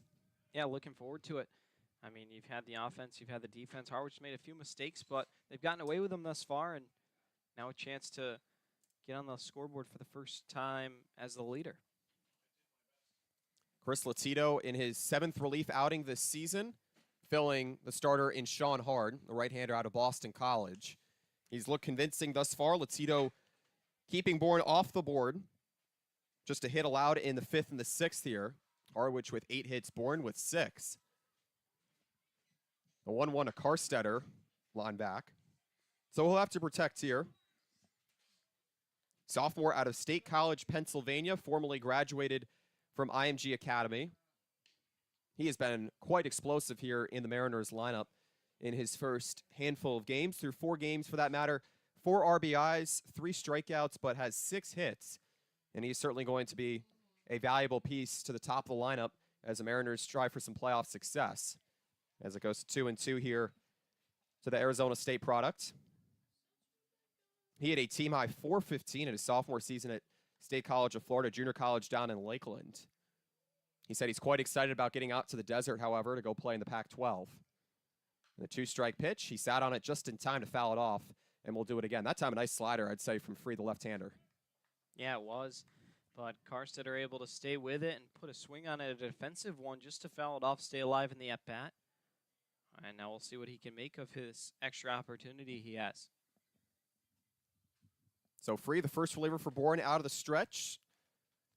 Looking for a strikeout here, and instead it's back up the middle, off the mound and into center field. Kevin Karstetter now 3 for 3 here on the evening, and the Mariners have their 9th hit on the ball game and get another leadoff runner on. And that's his 3rd 3-hit game since becoming a Harwich Mariner. His other 2 games have been offers. It's been kind of a go-figure type scenario for Karstetter, but you'll take it. One of the games where he's on, now you got a chance to do some damage. Traffic on the base paths, and Ethan Anderson, the switch hitter, no stranger to moving runners around as of late. So Anderson looking to get Harwich a runner in scoring position here in the 6th. That time a breaking ball dropped in for strike 1. Grinded out 4-6-3 to end the 1st, and had the 2-run RBI single in the 4th. Karstetter, not the biggest stolen base threat, does have a liberal lead off of first. Anderson just wrapping up his 3rd season, rather his 2nd season at Virginia.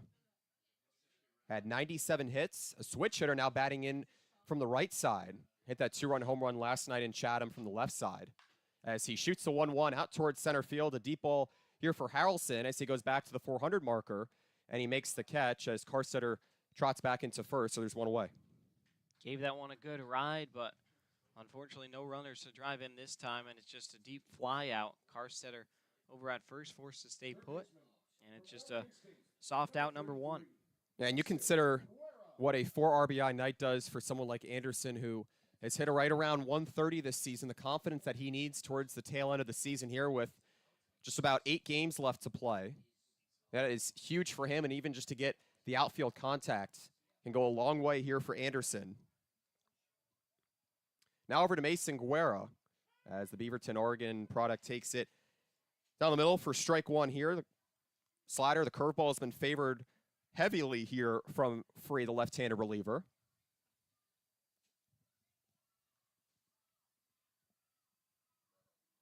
One on, one away.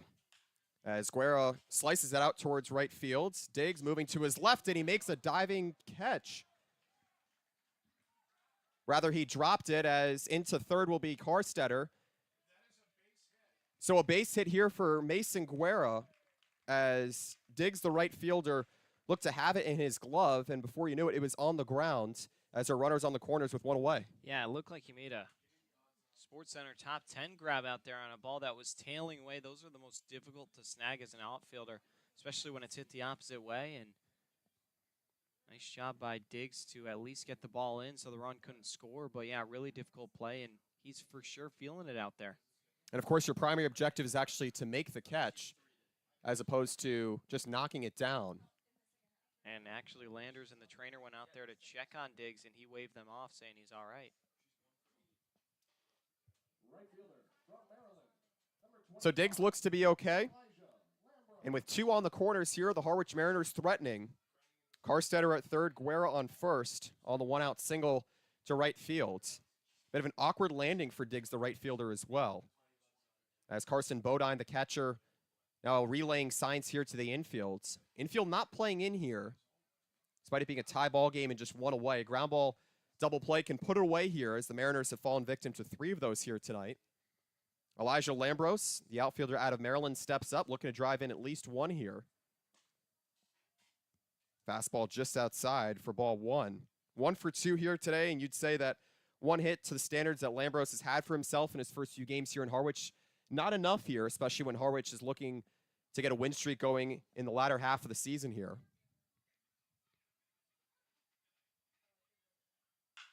That one zipped into left center field. Carstetter tags, and he will run home on a 1-out RBI base hit here from Elijah Lambros. And the Maryland product gives the Mariners their first lead of the ball game. It's Mariners 3 and Braves 2. Seems like everybody wants to hit tonight. Everybody starting to pick up where they left off last night. Had 15 hits last night. Now they have 11 and just 3 runs, but you'll take what you can get. Nice to see the bats start going. Really encouraging this late in the season to see Harwich showing some serious signs of life. And for a Mariners team that has averaged just under 4 RBIs in the last 10 games, getting as many runs as possible here is crucial to send runners station to station as Guerra goes into second, and Lambros with a 1-out RBI single here to bring up Ali Camadillo, who has also been rippling hot as of late. Just watches it low that time for ball 1. Camadillo, as you said earlier, Devin, has not been too keen on hitting for average as of late, but just hitting at particular spots in the game. Right before the All-Star break, had 3 straight 2-hit games, and last night had a 2-run double to help the Mariners pad their lead out in Chatham. One of their biggest victories on the season at 12-0. Showing some conservation here as it's 2-0. This past season for Cal State Northridge, Camadillo hitting .371. That's translated quite well when you consider situational hitting here for the infielder set to go to Texas A&M. Working with Guerra on second, Lambros on first. Still just 1 away here for free. As Camadillo shoots it into the glove of Vastine, he fires back onto second, and it's in time as Guerra gets doubled up. Heads-up play that time by Jonathan Vastine, the shortstop out of Vanderbilt. But nonetheless, the Mariners get their first lead on the ball game as they score 1 run on 3 hits, no errors, and leave 1 on base. Harwich ahead 3-2 going into the 7th inning. This is Harwich Mariners baseball on the Harwich Mariners YouTube network.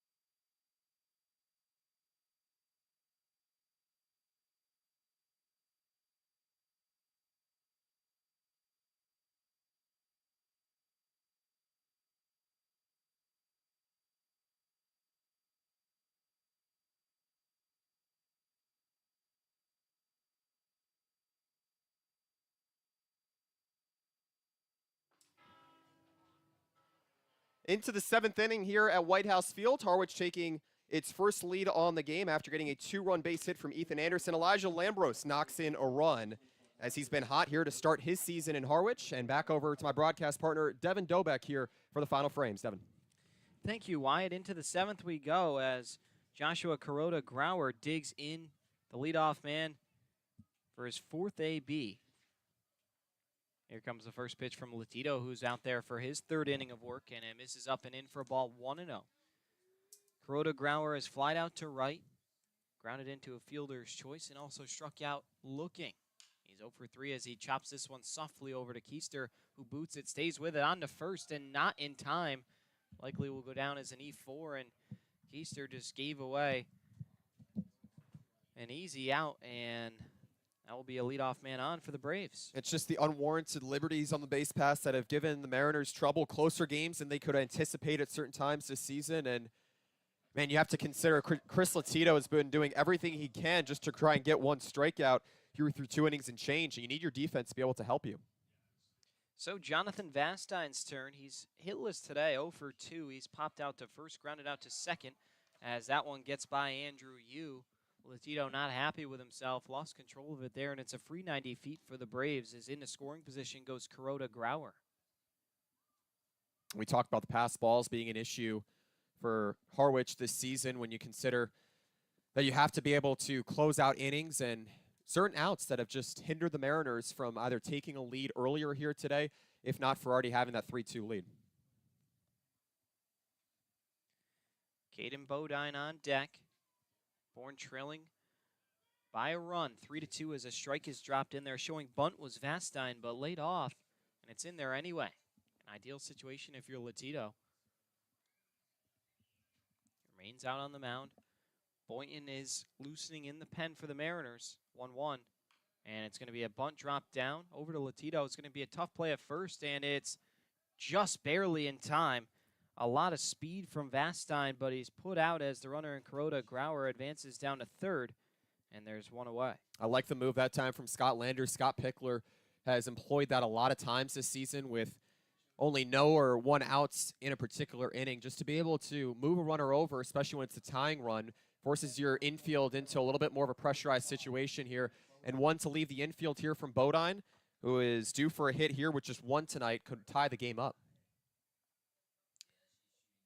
He's singled and also scored a run tonight as first pitch is fouled off to make it 0-1. Bodine's also flied out to center and right. Another fly out would essentially tie up the ball game if he can get it far enough out in the outfield. You got speed in Kuroda Grauer down at third. Next pitch is blocked by Andrew Yu. Latito definitely showing some frustration here in the 7th inning, his 3rd inning of work. He's lined up for the win as it stands, but still plenty of baseball left. Mariners far from that. Latito trying to keep that runner from scoring. The 1-1 is going to be lifted out into deep center field. This will likely do the job. Obi, a long run over, makes the catch as easily coming in will be Kuroda Grauer, and we're back tied at 3.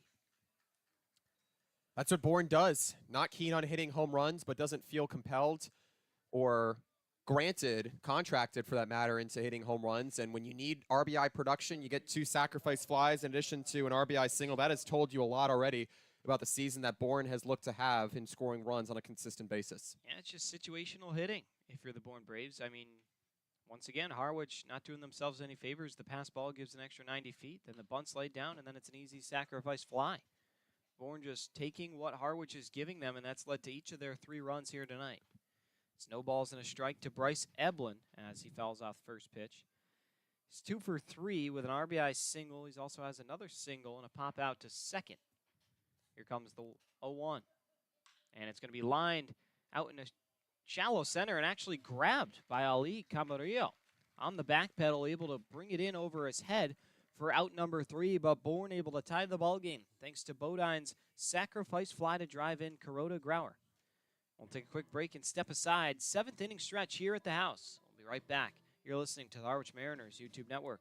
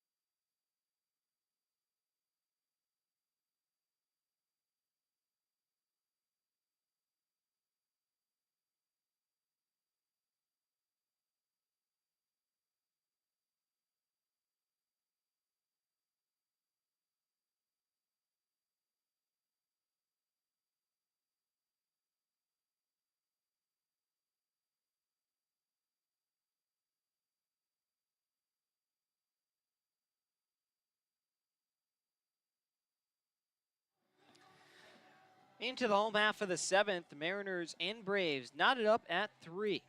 As we're set for a call to the bullpen, Ryan Free's night is over. 2 innings, 5 hits, an earned run, no walks, and a pair of strikeouts. It was not the greatest outing out of him, but his team still tied in it, so he's off the hook for the loss, as it'll be Justin Lavelle digging in 6'3" lefty, 235 pounds out of Lake Worth, Florida. Attends Palm Beach Atlantic, making his 3rd appearance on relief, 3.60 earned run average, 5 innings, 5 hits, pair of earned runs, 4 strikeouts to 2 walks, as he's set to go against the bottom 3 in the Mariner order. It'll be Talmadge, Lee Croy, Andrew Yu, and Kevin Keister due up for the M's. Well, this is it. You need some situational hitting. The Mariners getting that RBI base hit from Elijah Lambros, and he has not wasted a lot of time in making his presence felt in the lineup, but the Mariners with a lot of right-handed contact power here. They have to be able to just put immediate pressure on him. Another southpaw here to face. You feel like they can at least favor the matchup. Around the league here, Falmouth defeated Brewster 8-3. Katuitt tops YD 10-3. Orleans and Wareham in a barn burner. Orleans on top 7-3, and Hyannis on top of Chatham 2-0. This one knotted at 3. The best game going on here in the Cape Cod Baseball League tonight, between a pair of teams in the lower half of the playoffs. As first pitch is going to miss way up and away to Talmadge Lecroy, and it's 1-0. He's grounded out to second and struck out swinging.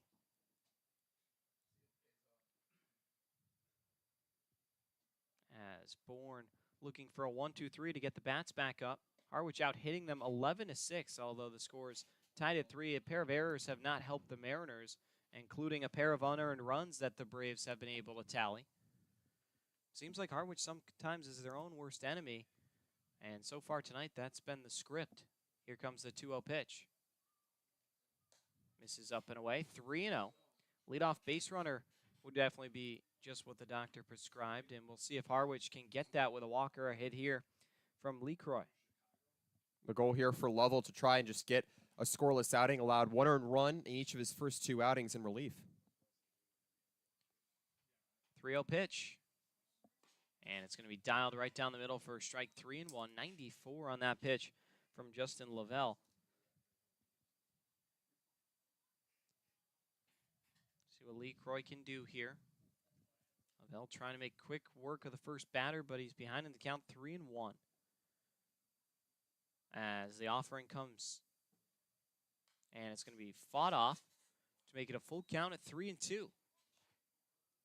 As I mentioned, Andrew Yu and then Kevin Keister on deck for the Mariners.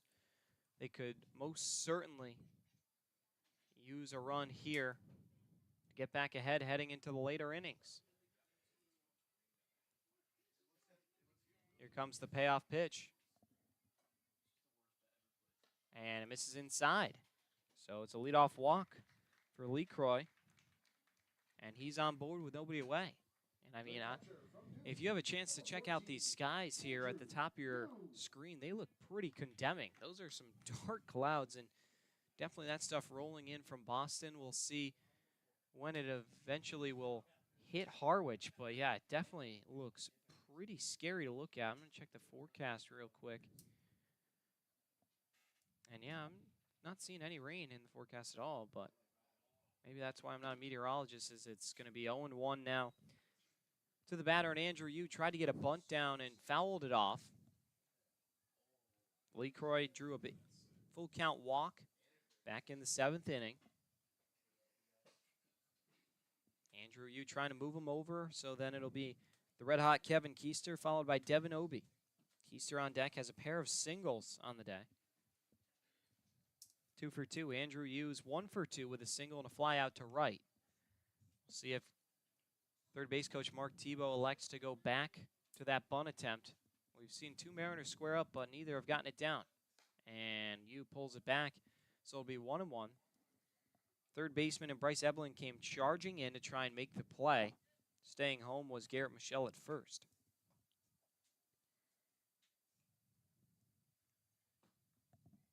One ball, 1 strike to the Duke catcher. And the pitch. Pulls it back again on the bunt attempt, and it's 2-1.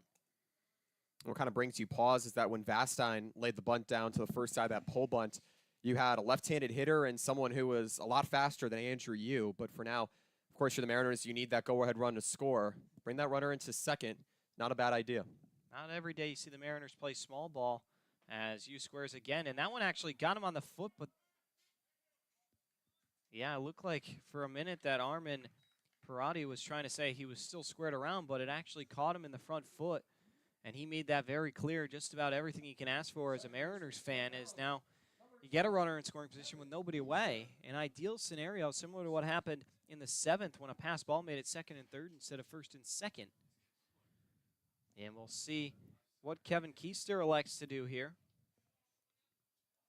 Runner on first and second with nobody gone down here in the home half of the 7th.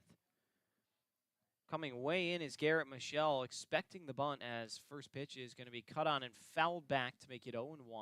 Yeah, Michelle was what looked to be 5 to 10 yards in on the infield grass, expecting the play. Keister took a full swing, though, so maybe not on his itinerary. We'll see what Harwich wants to do. Not a small ball team, but wouldn't hurt to dabble a little bit here in the 7th. Here's the 0-1. Squaring around is Keister. He drops it down. A picture-perfect bunt. It's going to be a close play at first, and it's in time. Keister does the job, though, as advancing down to second and third are the runners, and now there's 2 in scoring position with 1 away. Kevin Keister, have yourself a night. Pair of singles, and now a sacrifice bunt is really helping his team. And now with Lee Croy down at third and Yu at second, it'll be the leadoff man in Devin Obie with an RBI opportunity. And how often do you see a 2-4 putout to the point where your pitcher, catcher, and your first baseman all have to congregate in order to get on top of a small dropped bunt? An excellent play that time. Great placement. First pitch to Obie is in there for a strike. The infield way in for the Mariners.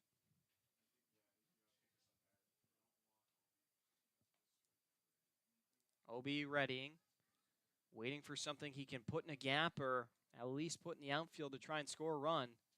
Everybody in the infield on the grass. The pitch, breaking ball, cut on a miss, and it's 0-2. Devin Obie now going to have to be smart and disciplined.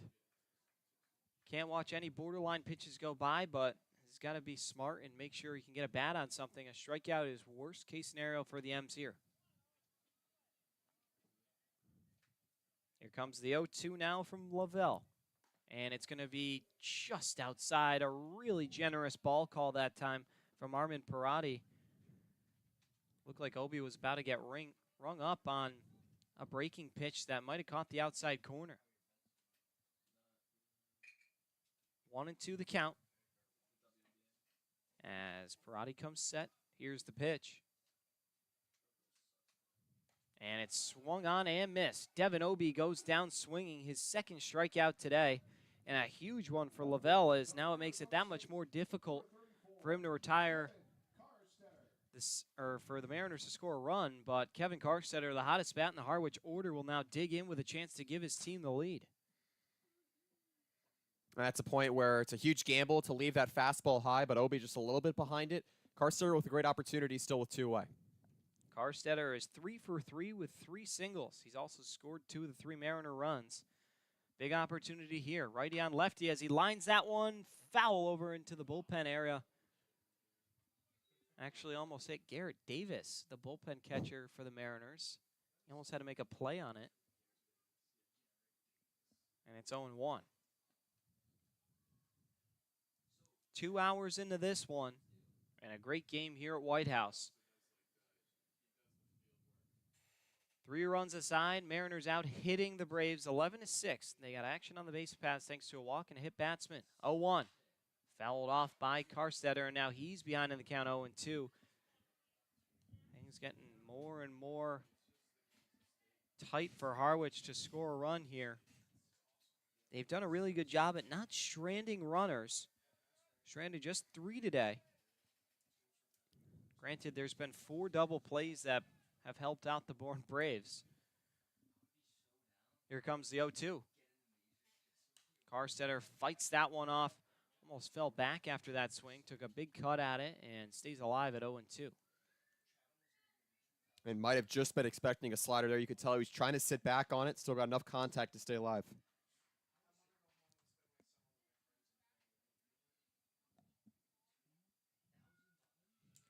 No balls, 2 strikes to the Arizona State utility man. As he waggles the bat in front of him, calls for time. I think a bug flew in his eye. He's going to need a minute to fix that. And that's the last thing you want to see when you're up to bat with no balls and 2 strikes. And your team's runs in scoring position. I mean, these guys have gotten really dark really quick. It is looking hairy out there in right center. As Carstetter's ready, the 0-2 is going to be lined into left field, a base hit. In the score is going to be Lee Croy. Right behind him, Andrew Yu. And the Mariners jump out to a 5-3 lead. Kevin Carstetter, his 4th hit. How you doing? The 12th hit of the Mariners' day, and they now have their biggest lead of the ball game. It's 5-3. And he could not have had a hotter bat going into that at bat. 6 for 15 with 4 RBIs on the season. And we talked about it earlier. His proficiency at the junior college level has really translated here. The Mariners have needed an explosive bat, especially to get to the Bourne pitching here, a team that has the highest strikeout to walk ratio in the league. And Carstetter just staying alive for long enough. Big at bat from Carstetter in the clutch here as we are in the late innings. First pitch down the middle to start Ethan Anderson at 0-1. Yeah, Carstetter's just had an unbelievable game. His first 4-hit game as a Mariner. He's now up to 10 hits across his first 5 games, a really tremendous mark, including that 4-for-4 day he's had. First, as that one's foul tipped, it looked like it was foul tipped, and the throw down not in time, so it'll be a stolen base. And Carstetter in a scoring position as Anderson's behind in the count 0-2. First stolen base on the season as well for the State College Pennsylvania native. Carstetter taking a little bit of risk with 2 away, and could have been a strike him out opportunity all the while. Comes the 0-2 to Anderson, and he pops it, but foul, and out of play off to the right, so we'll stay there. Mariners back in the driver's seat in front of the home crowd. A beautiful night here, as all of a sudden it's starting to look very dooming. Maybe dooming for the Braves, that is.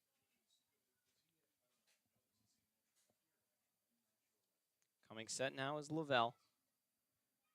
And the pitch is going to be grounded over to the shortstop in Val. And that's out number 3.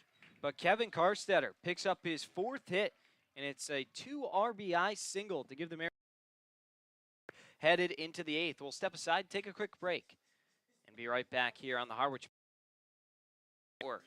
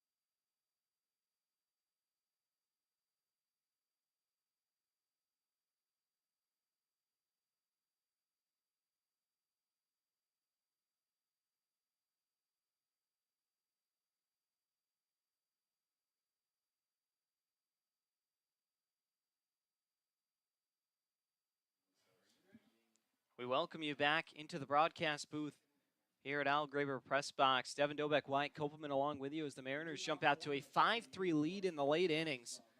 It has been a fun one thus far, Wyatt. Back and forth they go. Now it'll be Bourne's turn again as there's a call to the bullpen. Chris Latino's night is over. 3 innings, 2 hits, an unearned run, 2 walks, and a strikeout.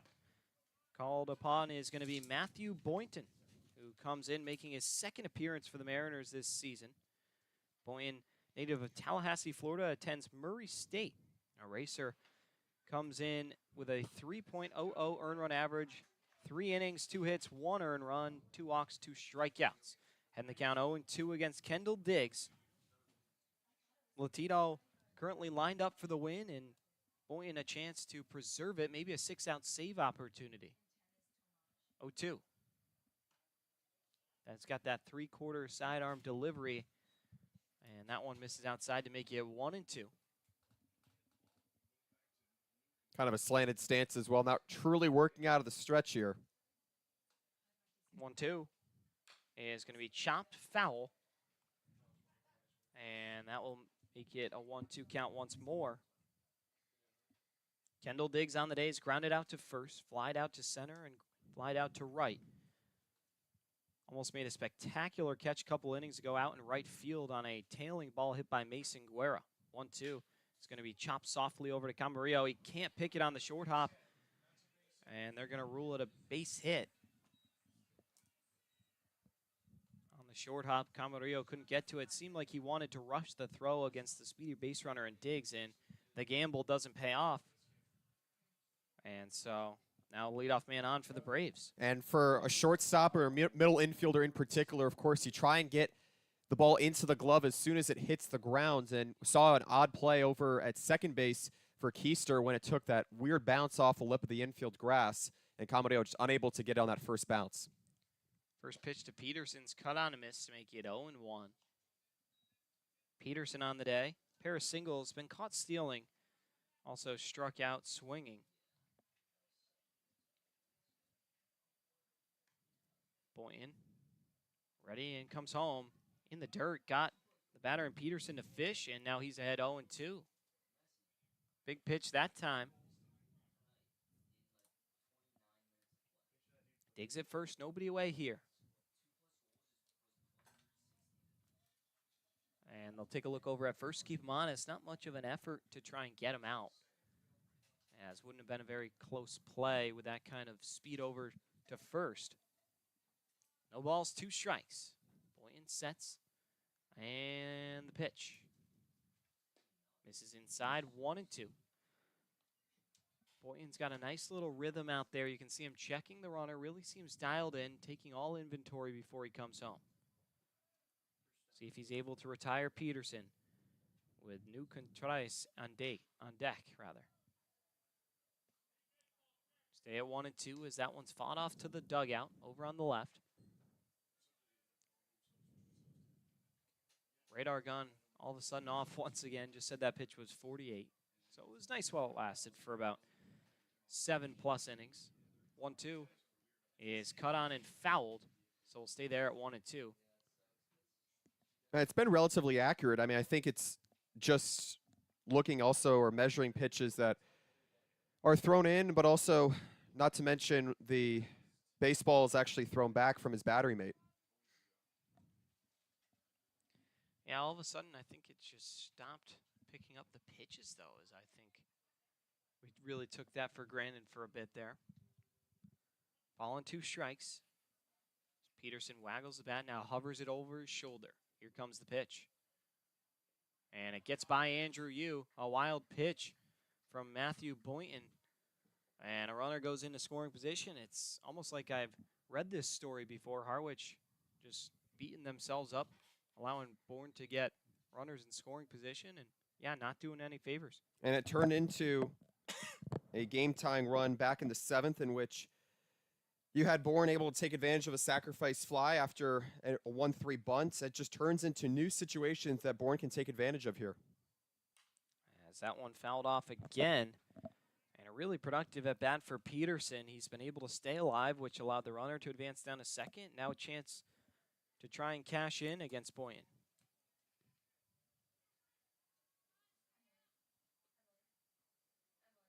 2-2 pitch. And it's going to just miss outside. Now 3-2. 94 miles per hour that time. We're back up and running, I guess. Or maybe just got lucky that time.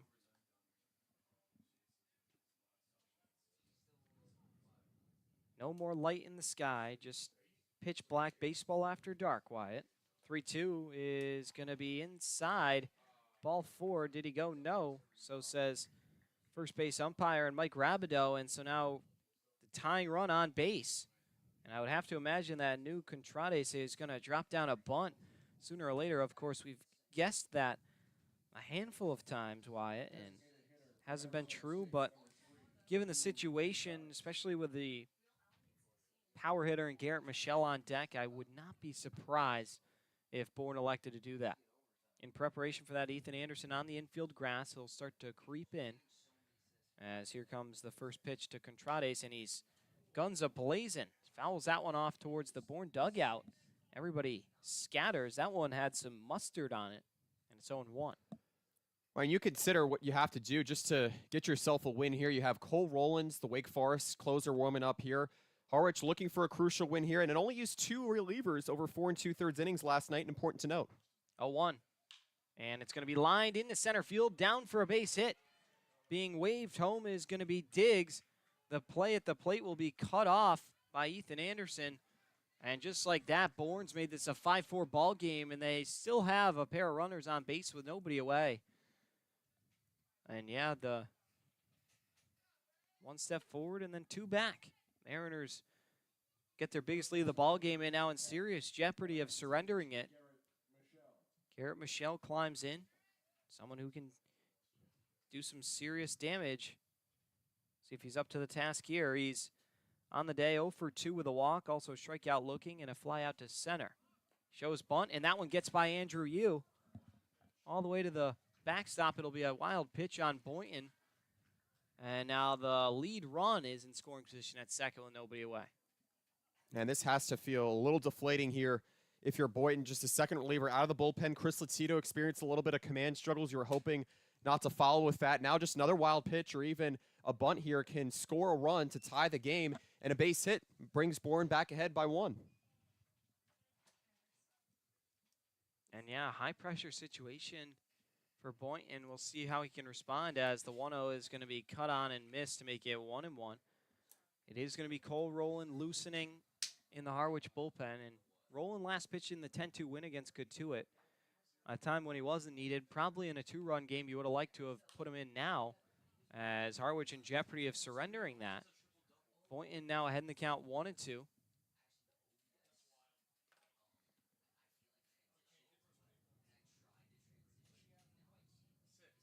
One, 2. This is outside, 2-2. And yeah, I mean, just hasn't been the night here for Boynton thus far. Still looking to get that first out. He surrendered a single, a walk, and then another single. 1-2. Swing and a miss. He gets a big strikeout of Garrett Michelle, who goes down by way of the K for the second time here tonight. Boynton desperately needed that. Now there's one away for Gage Harrelson. And that's a luxury commodity to have if you're Boynton, especially given that this is a Bourne team that hasn't been too susceptible to strikeouts and hasn't struck out since the 6th inning. But this RBI base hit here has certainly kept Bourne in this one here against Boynton, who's just looking to get consistent outs. Harrelson showing bunt, maybe a squeeze play in effect as everybody has to retreat after ball misses, and it's 1-0. It's actually going to be a strike. And if I'm Scott Landers, I have no issue with the squeeze play here. You have some speed over at third and Peterson. I don't mind it one bit. You need the tying run. Here comes the 0-1 to Harrelson. He won't square this time, and it misses outside to make it 1-1. Peterson down at third. Contrades at second. Batters Harrelson on the day 0 for 1 with a pair of walks and a strikeout. See if he can put one in play here. The 1-1. Misses down low, 2-1. And honestly, if it wasn't the 9-hitter, you might want to consider the intentional walk to have a force play anywhere, but you don't want to put up Kuroda Grauer with the bases loaded, someone who can really make it hurt. 2-1. is going to miss up and away. 3-1. And now Boynton's got to be really careful and make sure he can hit his spot here. Don't want to leave anything too far over the plate and risk giving up the lead. 5-4 Mariners, the 3-1. Swing and a miss. Way out in front of it that time was Harrelson. Sitting on a fastball, got the off-speed breaking ball. 3 balls, 2 strikes. Biggest pitch of the ball game coming up from Boynton. Into his motion, delivers, swing and a miss. A big strikeout for Matthew Boynton. In a high-pressure situation, he picks up back-to-back strikeouts swinging, working all the way back from being down in the count 3-1. And that'll draw out Steve Englert, and he'll make a move to the pen for Cole Rowland. And probably the correct one. Boynton did his job. Now you just need 1 out from your closer. We'll see if they can get it on the other side of the break. Taking a 5 here, as we'll be right back. 5-4 M's, but 2 on for Cole Rowland as he comes into the ball game. Be right back on the Harwich Mariners YouTube network.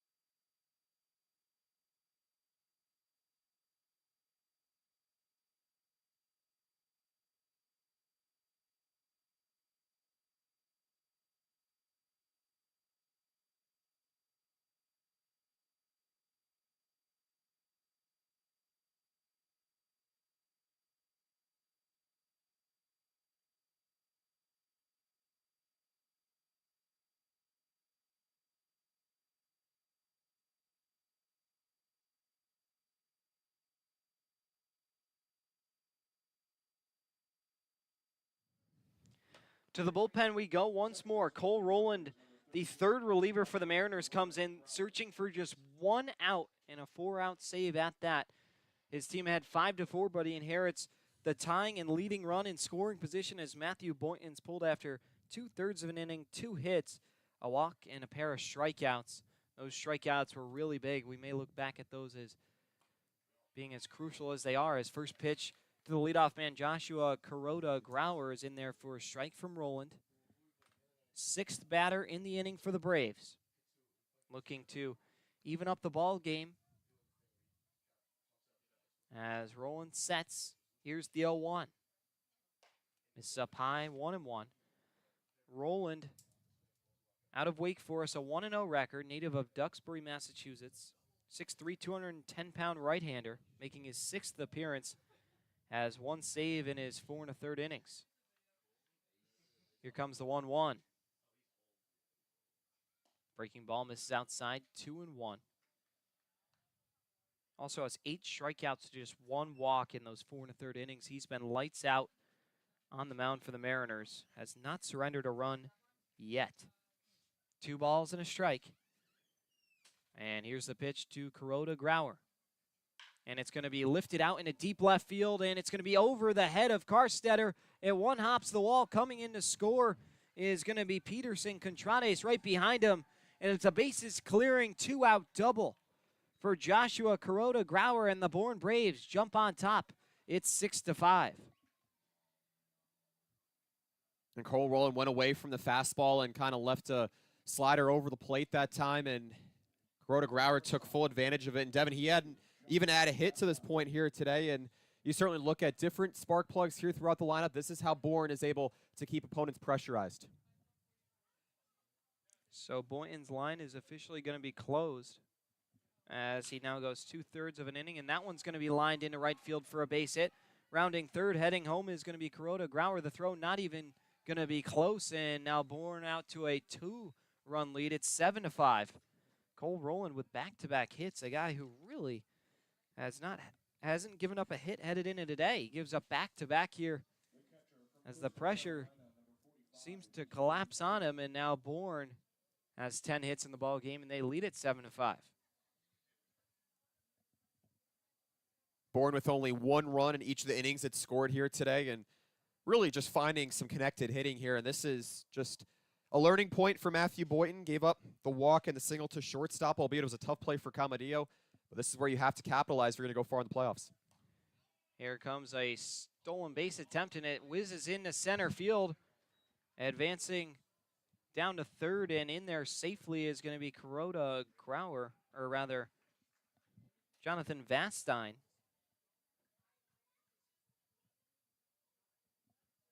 And so he's all the way down at third now with 2 away.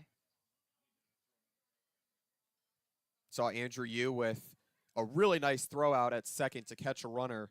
But Bourne, one of the fastest teams in the Cape Cod Baseball League, taking advantage of Rowland, who's beginning to reel. This one's going to be lifted out to deep center field, going back Devin Obie, and he's under it. Makes the catch, but not before the Bourne Braves strike for a 4-run 8th inning. And the Mariners have squandered that 2-run lead they had coming in. They're going to need some serious offense heading into the home half of the 8th. We'll be right back in a flash on the Harwich Mariners YouTube network.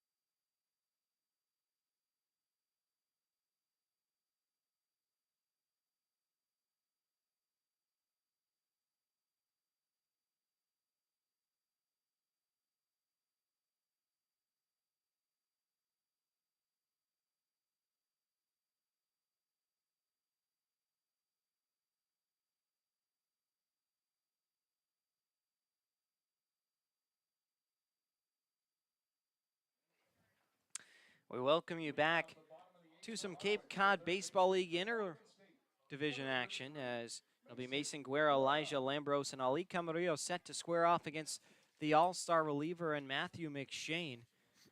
McShane comes in this season 6'3", 215-pound right-hander out of Bensalem, Pennsylvania, attends St. Joseph's.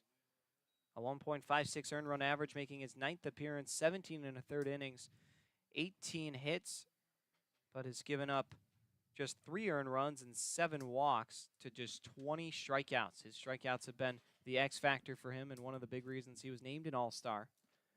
2 balls and no strikes to Mason Guerra. Night is over for Justin Lavelle. Get to his line in just a moment. Here comes the 2-0 to the Oregon State product. And misses inside, 3-0. Lavelle, 1 inning, 1 hit, pair of earned runs, a walk and a strikeout. His team able to bail him out and no longer on the hook. As the pitch is going to miss inside, and it's 4-pitch walk to Mason Guerra. Nice way to start the 8th inning here for the Mariners, as now the tying run comes up in Elijah Lambros.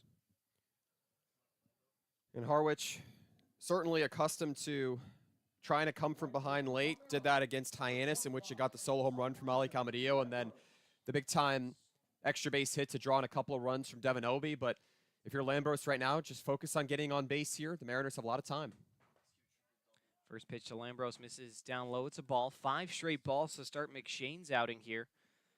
Been an interesting one. A guy who's typically been so lethal with his control, unfortunately, has not had it to start here. 1-0. Misses inside. Actually got a piece of the home plate umpire, and Armin Parati, you saw him let out a yelp.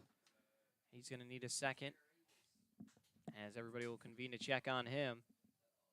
It's 2-0. Isn't it bizarre how we haven't even seen any droplets of rain thus far with all the ominous skies? I mean, they are pitch black. I haven't seen any rain yet. I haven't even seen any in the forecast.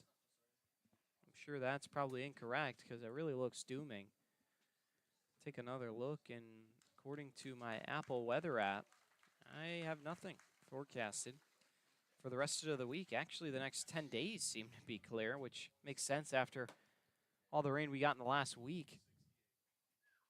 2 balls, no strikes to Lambros. As now Scott Lander is going to make his way out to the hill and talk something over. I'm not sure why he wouldn't have done that while the umpire was injured, but here we are. Probably to discuss potential fielding situations here with his infields, given that Bourne has tried a couple of squeeze bunt chances here, or just bunt opportunities in general to move a runner over. A push bunt was seen earlier, Vastine actually with a drag bunt. So I think for McShane here, hasn't really thrown a strike here to Lambros. You'll have to also consider what his approach is mechanically.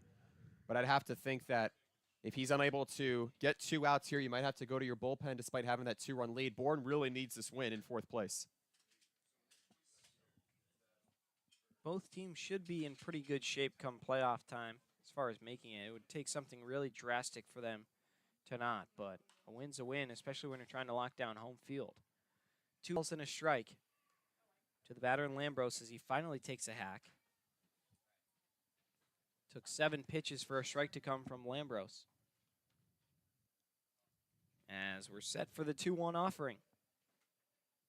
And it's going to be lifted out in a deep left field. Going back is going to be Peterson right in front of the wall. Makes the catch. Lambros gave it a good ride into the dark night sky, but it's allowed out number 1. He's been a good pull hitter to have in the middle of the lineup here for Steve Englert. Had the RBI single to get the Mariners their first lead back in the 6th, but just a little bit shy of it that time. Pretty deep ballpark here with 400 to dead center and 330 down the line. So Lambros just a little bit shy, just the next time up. So Ali Camarillo digs in on the day 0 for 3. Most recently lined out before that flight out to center and grounded into a 1-6-3 double play. First pitch to him is in there for a strike at the knees and its 0-1. Approaching 9 o'clock, about 2.5 hours into this one, but it's been a competitive and entertaining one at that. Here comes the 0-1, and it's going to be fouled back to make it 0-2. Camarillo going to have to protect here in his 4th AB. On deck is Talmadge Lecroy.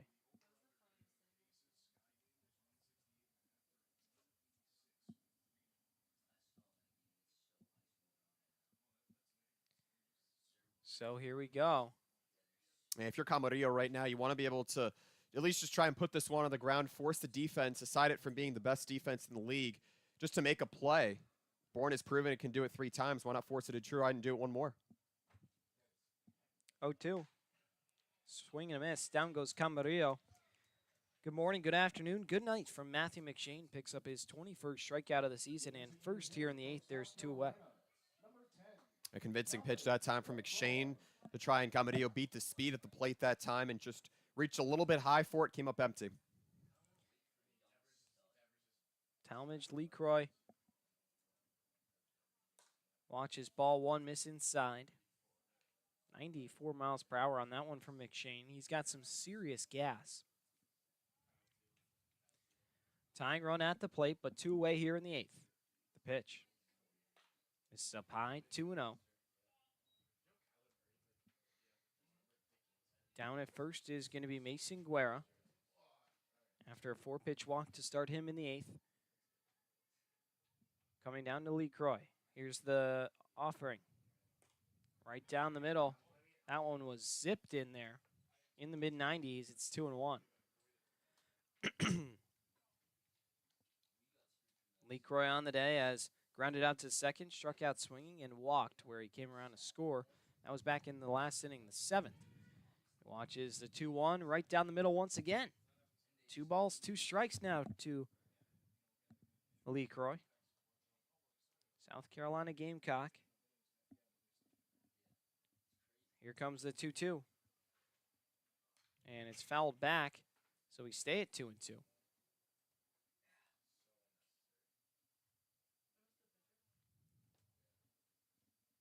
McShane trying to get out of the inning and just be 3 outs away from locking up a win for the Bourne Braves.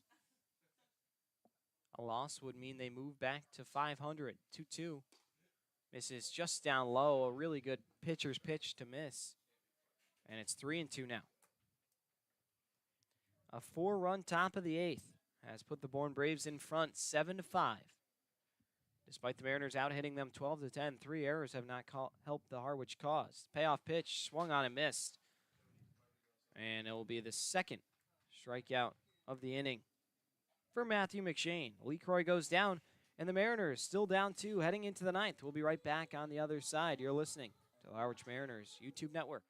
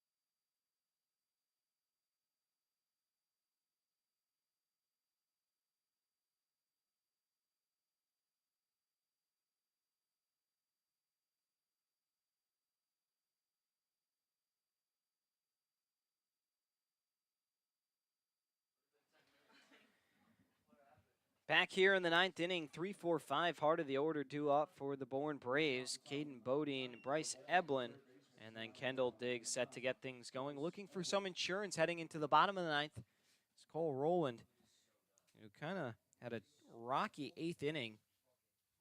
Came in and gave up back-to-back hits before earning a flyout that ended the inning. It's actually going to be Bryce Eblin starting things off, then Kendall Diggs, then Sam Peterson. That's one off in my scorebook.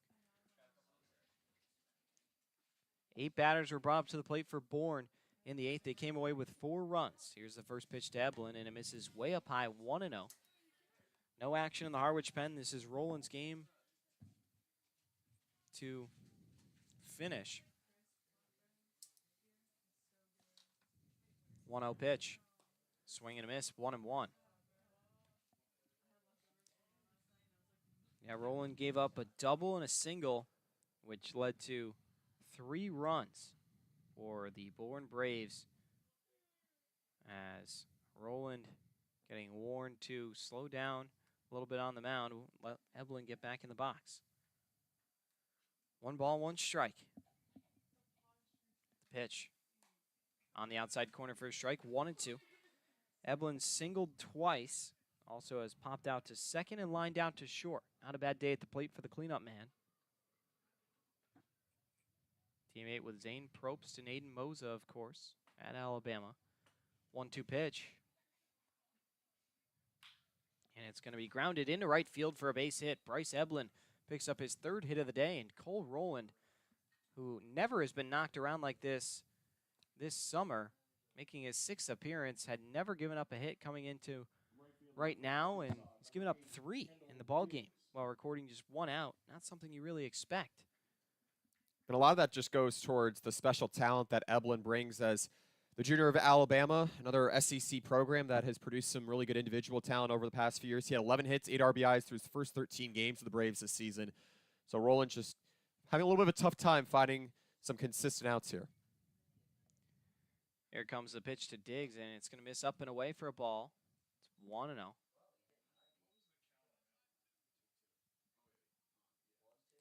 Sam Peterson on deck. Bourne looking for some insurance heading into the bottom of the 9th. Harwich needing to find some answers here on offense, but that requires getting out of the inning first. 1-0.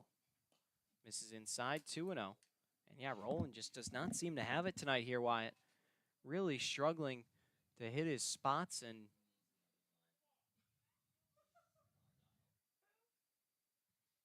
yeah, it's just really been a long outing for him, even though he's only thrown a 3rd. As that one's dropped in there for a strike, it's 2-1. Anderson holding on the runner, and Eblin down first. Eblin's got some speed. See if he's put in motion here. 2-1 pitch. Showing bunt, and couldn't get it down that time is Diggs, and so it's 2 balls and 2 strikes. Bourne, an aggressive team, just on a small angle here. It's just not a team that's going to try and slug you out of this game. Harwich had a lead, and now it has to pitch out of a deficit. Here comes the 2-2.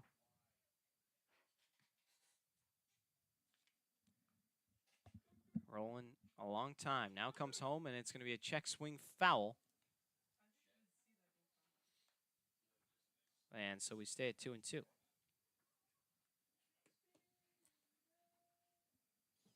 Down at first is the runner in Eblin. Peterson and Contrades also the ensuing batters following Diggs' at-bat here. 9:06 the time, as this one's going to be popped up in the infield. Ranging out in a shallow right field now is going to be Keister, and he's under it for out number 1 here in the 9th. Well, when Roland hasn't been dealing too many strikeouts here, still looking for his first one in his latest relief outing on the season. You got to get your defense moving, and right now it has been some trying times here to try and make that happen, with Bourne unleashing some hitting here with 11 hits here today after Harwich was able to keep Chatham to just 9 last night. Sam Peterson's turn. Pair of singles for him, also a walk. Came around to score twice, also has struck out. So here comes the first pitch. And it will be in there for a strike. Right at the letters on the outer part of the plate. A really good pitcher's pitch from Roland. And it's 0-1.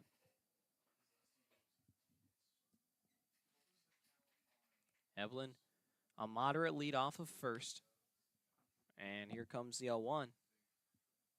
And it's going to be popped foul off to the right and out of play, 0-2.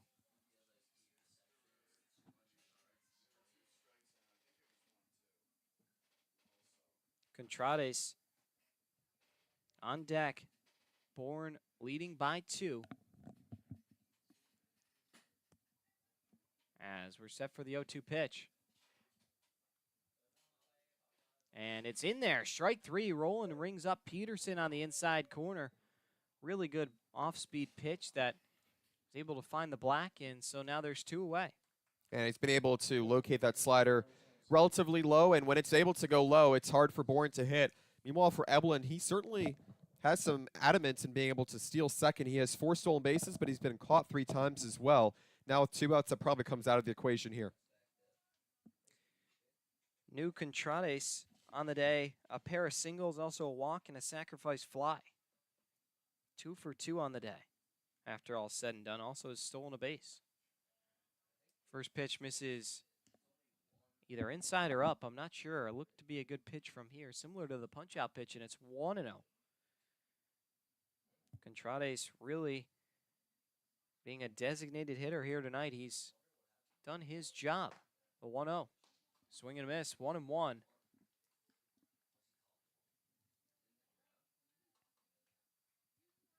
Roland could really use a big out here to give his offense a chance in the 9th, with it just being a 2-run game. It'll be 8-9-1 for the Mariners. Andrew Yu, Kevin Keister, and Devin Obie. 1-1. There goes the runner, and Eblin. The throw down is not going to be in time. Really good jump from Eblin. And he's in his second with a stolen base. Still an accurate throw from Andrew Yu, but Eblin got a really good secondary lead on it that time, and no way did he have a probability of being able to be thrown out that time, despite the on-target from Yu. Garrett Michelle on deck. Contrades trying to extend the inning. 1-2 pitch from Cole Roland as he comes set at the belt. Here it is. Swing and a miss. He got him. Cole Roland with a pair of strikeouts here in the 9th. But his team's still trailing by 2. They're going to need to get going in the bottom of the 9th.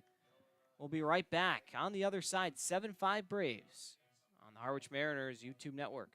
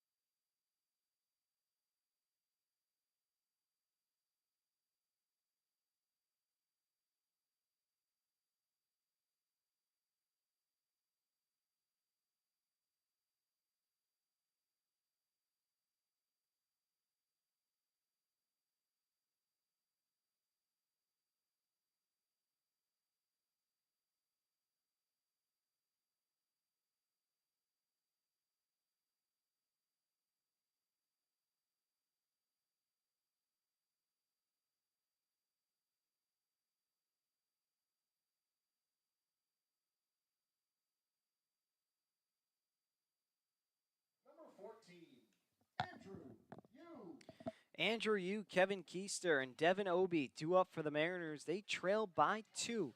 Here in the bottom of the 9th, it's do or die time for the guys in the cream sweaters.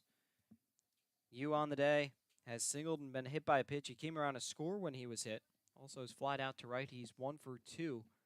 Could really use a big single here as Matt McShane toes the rubber once more. First pitch is fouled off by Andrew Yu, and it's 0-1. McShane came in the 8th inning, walked the first batter he saw, and then got a flyout and back-to-back strikeout swinging. Settled down really quickly, as we'll see how he can do against Yu. 0-1, dialed right down the middle for a strike at 94 miles per hour. It's 0-2. Mariners on the ropes, trailing by 2. They've committed 3 errors in the game and given up 3 unearned runs. 0-2. Foul tipped into the mitt, and it's 3 straight strikeouts for Matt McShane and 1 away here in the 9th. And for the Mariners, they haven't had a lot of success in just getting runners on ever since the 8th inning got going. They had the leadoff walk from Mason Guerra, but with the 2 or 3 straight base runners allowed from Matthew Boynton, it's been really hard for the lineup to have a little more of a chance here, had that lead going into the 8th. First pitch to Keister is in there for a strike, 0-1. He's got a pair of singles, and he's dropped down a bunt. 2 for 2 on the day. He's also been caught stealing, 0-1. On the outside corner for a strike. He hasn't been liking these high-velocity pitches on the outer part of the plate, just freezing him thus far, and it's 0-2.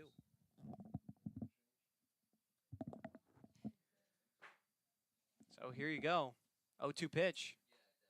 And just misses outside to make it 1-2. Wow, that was a really good spot by McShane, especially given the calls he was just getting. Ball and 2 strikes. As coming set is Keister. The pitch. Misses way outside. And it's 2-2. There is an arm up and throwing for the Braves. Can't make it out, but it is a lefty. Doubt they would have to use him with the way McShane has been able to check in here. Searching for what would be a 6-out save. As that one's going to be cracked over to the shortstop. Vastine, he goes on to first and not in time, actually gets away. And it will be an infield single for Kevin Keister. His 3rd hit of the ball game. Mariner totals up to 13 now. If you told me the Mariners would have 13 hits tonight, I'd say they're definitely getting the win, but still trailing by 2, but they bring the tying run up in Devin Obie. Vastine had a great read on it that time and stuck with it. A lot of perseverance on that play, but he's so used to making those, similar to what a lot of the Mariners have seen from their teammate Nali Gamadio playing shortstop for most of the season here, as Gamadio just played his 30th game last night, and still a great effort by Vastine, but if you're Keister, you take the on base again. Devin Obie leads the Harwich Mariners in homers with 3. Do I hear 4? First pitch to him misses inside, and it's 1-0. Kevin Karstetter on deck. He's 4 for 4 tonight. Mariners definitely have the bats capable of making some magic happen here in the 9th. Swing and a miss that time, and it's 1-1.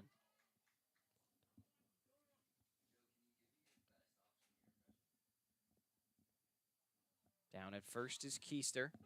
3 for 3 on the day.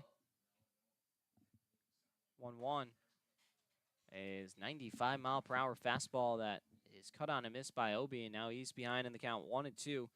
Obie on the day 1 for 4. He's grounded out to second, singled, came around to score, also struck out a pair of times. 1-2. Misses down low, 2-2. So count back even. Karstetter on deck. Mariners trail by 2 with 1 away here in the 9th and 1 on.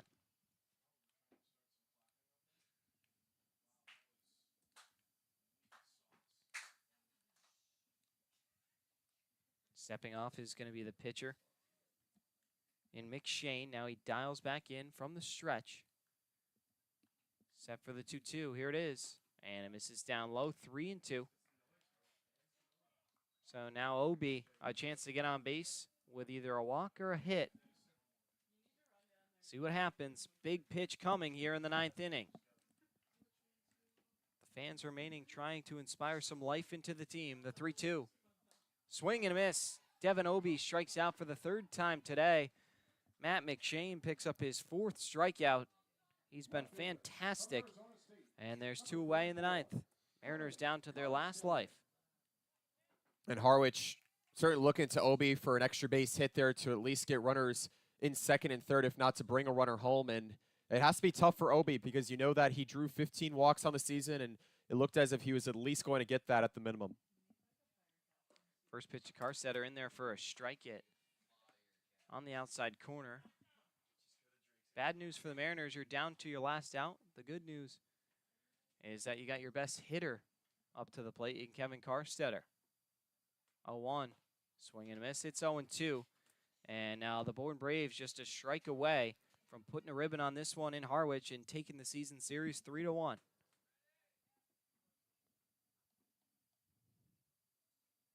Down at first is Keister thanks to an infield single. McShane ready, and the pitch is going to be fought off.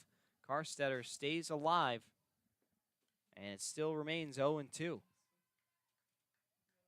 Katuitt, the only team in the Cape Cod Baseball League to clinch the playoffs thus far. Mariners and Braves trying to join them, but it'll take more than just tonight. But 2 valuable points on the line. Here comes the 0-2. Swing and a miss. Carstetter goes down, and the Braves take this one. Final score of 7-5. As Carstetter's first out is the one that ends the ball game. Bourne with a gutsy road win. We'll break it all down on the other side of the break in the Harwich Mariners post-game show. Don't go anywhere. We'll be right back on the Harwich Mariners YouTube network.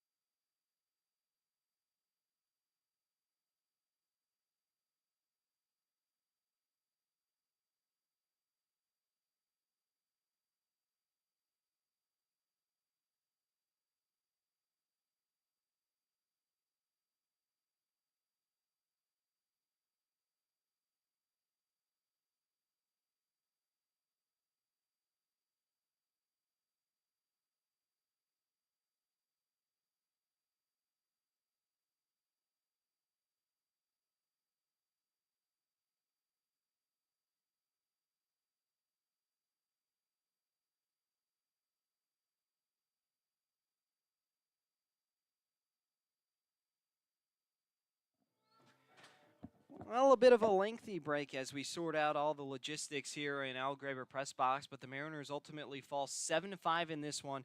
The Bourne Braves strike for 7 runs on 11 hits without an error. The Mariners 5 runs on 13 hits with 3 errors, as still figuring some stuff out here in the press box. But yeah, Wyatt, I mean, when you really just take a step back and try and figure things out, Harwich had a lot of opportunities to score here tonight, and I mean 13 hits. The 4 double plays they hit into did not help them, and then the 3 errors they also commit did not help their cause. I mean, again, they really started to take a step forward here with the offense, but unfortunately giving up unearned runs and then hitting into double plays. Situational baseball was not on their side and ultimately led to their demise. Harwich allowing just under 3.5 runs per game in its last 5 games, and albeit that the Mariners aren't a heavy home run hitting team similar to the Braves, you still have to consider that this is a game that you have to have as you look to win as many possible games to try and get that higher seeding, if not at least just try and secure 3rd place in the Cape Cod East Division standings heading into the playoffs under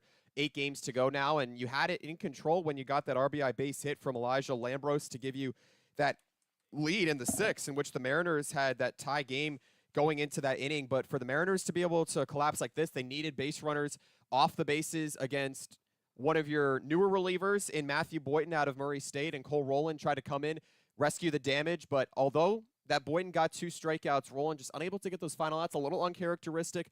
But all the while, the loss goes to Boynton. It's a learning point for everyone, given that Boynton allowed 3 straight base runners to reach before getting those 2 punch-outs. Yeah, and for Cole Rowland, I mean, a guy who's been so fantastic all year, he was bound to make a mistake at some point. He was just too perfect. I mean, making 5 appearances in the past and only surrendered 0 hits while striking out 8. I mean, eventually that was going to kind of wear off, and unfortunately just at the wrong time for the Mariners, as a 4-run 8th inning is what's going to fuel the Bourne Braves to this victory here today, one that felt like was kind of robbed from the Mariners. But again, they made the 3 errors and kind of hurt themselves at times. If there's no unearned runs in this one, we're headed to extras. But then again, hindsight 2020, Wyatt. But unfortunately, a tough pill to swallow, but Harwich going to have to just get ready for Wareham tomorrow. And you have to learn that it's just about getting those ends to meet as well, given that, you got a solid start out of Sean Hart. He gave you 4 innings of 2 earned runs, and albeit it wasn't the most high strikeout volume here for Hart, and someone who had dealt a lot of strikeouts in his first 6 relief outings on the season, he passed it off to Chris Latito, only gave up an unearned run. But you consider those game-deciding runs, what goes behind them. You have to have the support of your defense. Harwich could have had at least 2 leads in this ball game, if not to be able to walk away with a walk-off hit in extra innings or in the 9th inning as well, and was left looking for answers again late. And credit to Matt McShane, came in and picked up the 5 strikeouts, just 1 walk, no runs, and 1 hit in his 2 innings. He earns the save in his 2-inning, 6-out effort. It's a tough one here from Harwich, but at the end of the day, there's always tomorrow. Kevin Carstetter, a great game, went 4 for 5 with 4 hits, of course, and you'll take that any time you can. Devin Obie, unfortunately, a 3 strikeout game for him. Everybody in the lineup was able to reach except Ali Camarillo, who had an 0 for 4 night.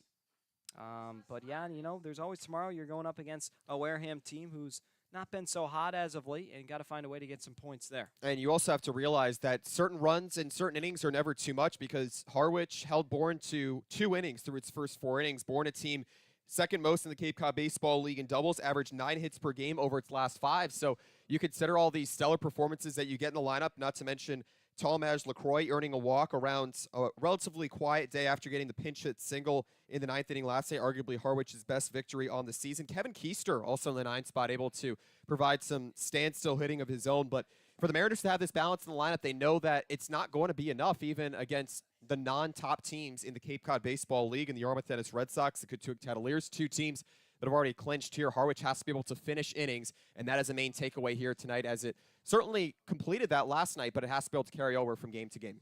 Mariners notched their 20th loss of the season. They fall to 16-20-1, which is crazy when you think about them being 9-4-0. Since then, it has been a downward spiral, still sitting in 3rd place in the East, but Brewster nipping at their heels. We got a fun one tomorrow, going out to Wareham for the final time as we close the book on this one last time. For Bourne, 7 runs on 11 hits with no errors. Harwich, 5 runs on 13 hits with 3 errors. The win goes to Justin Lavelle, Matt Boynton, receives the loss in his second appearance, while Matt McShane picks up the 6-out save, a game that took 2 hours and 47 minutes on a beautiful Tuesday evening here in Harwich. Well, that just about does it. So on behalf of our entire media team, our producer Sean Sears, my partner Wyatt Kopelman, and myself, Devin Dobeck, thank you so much.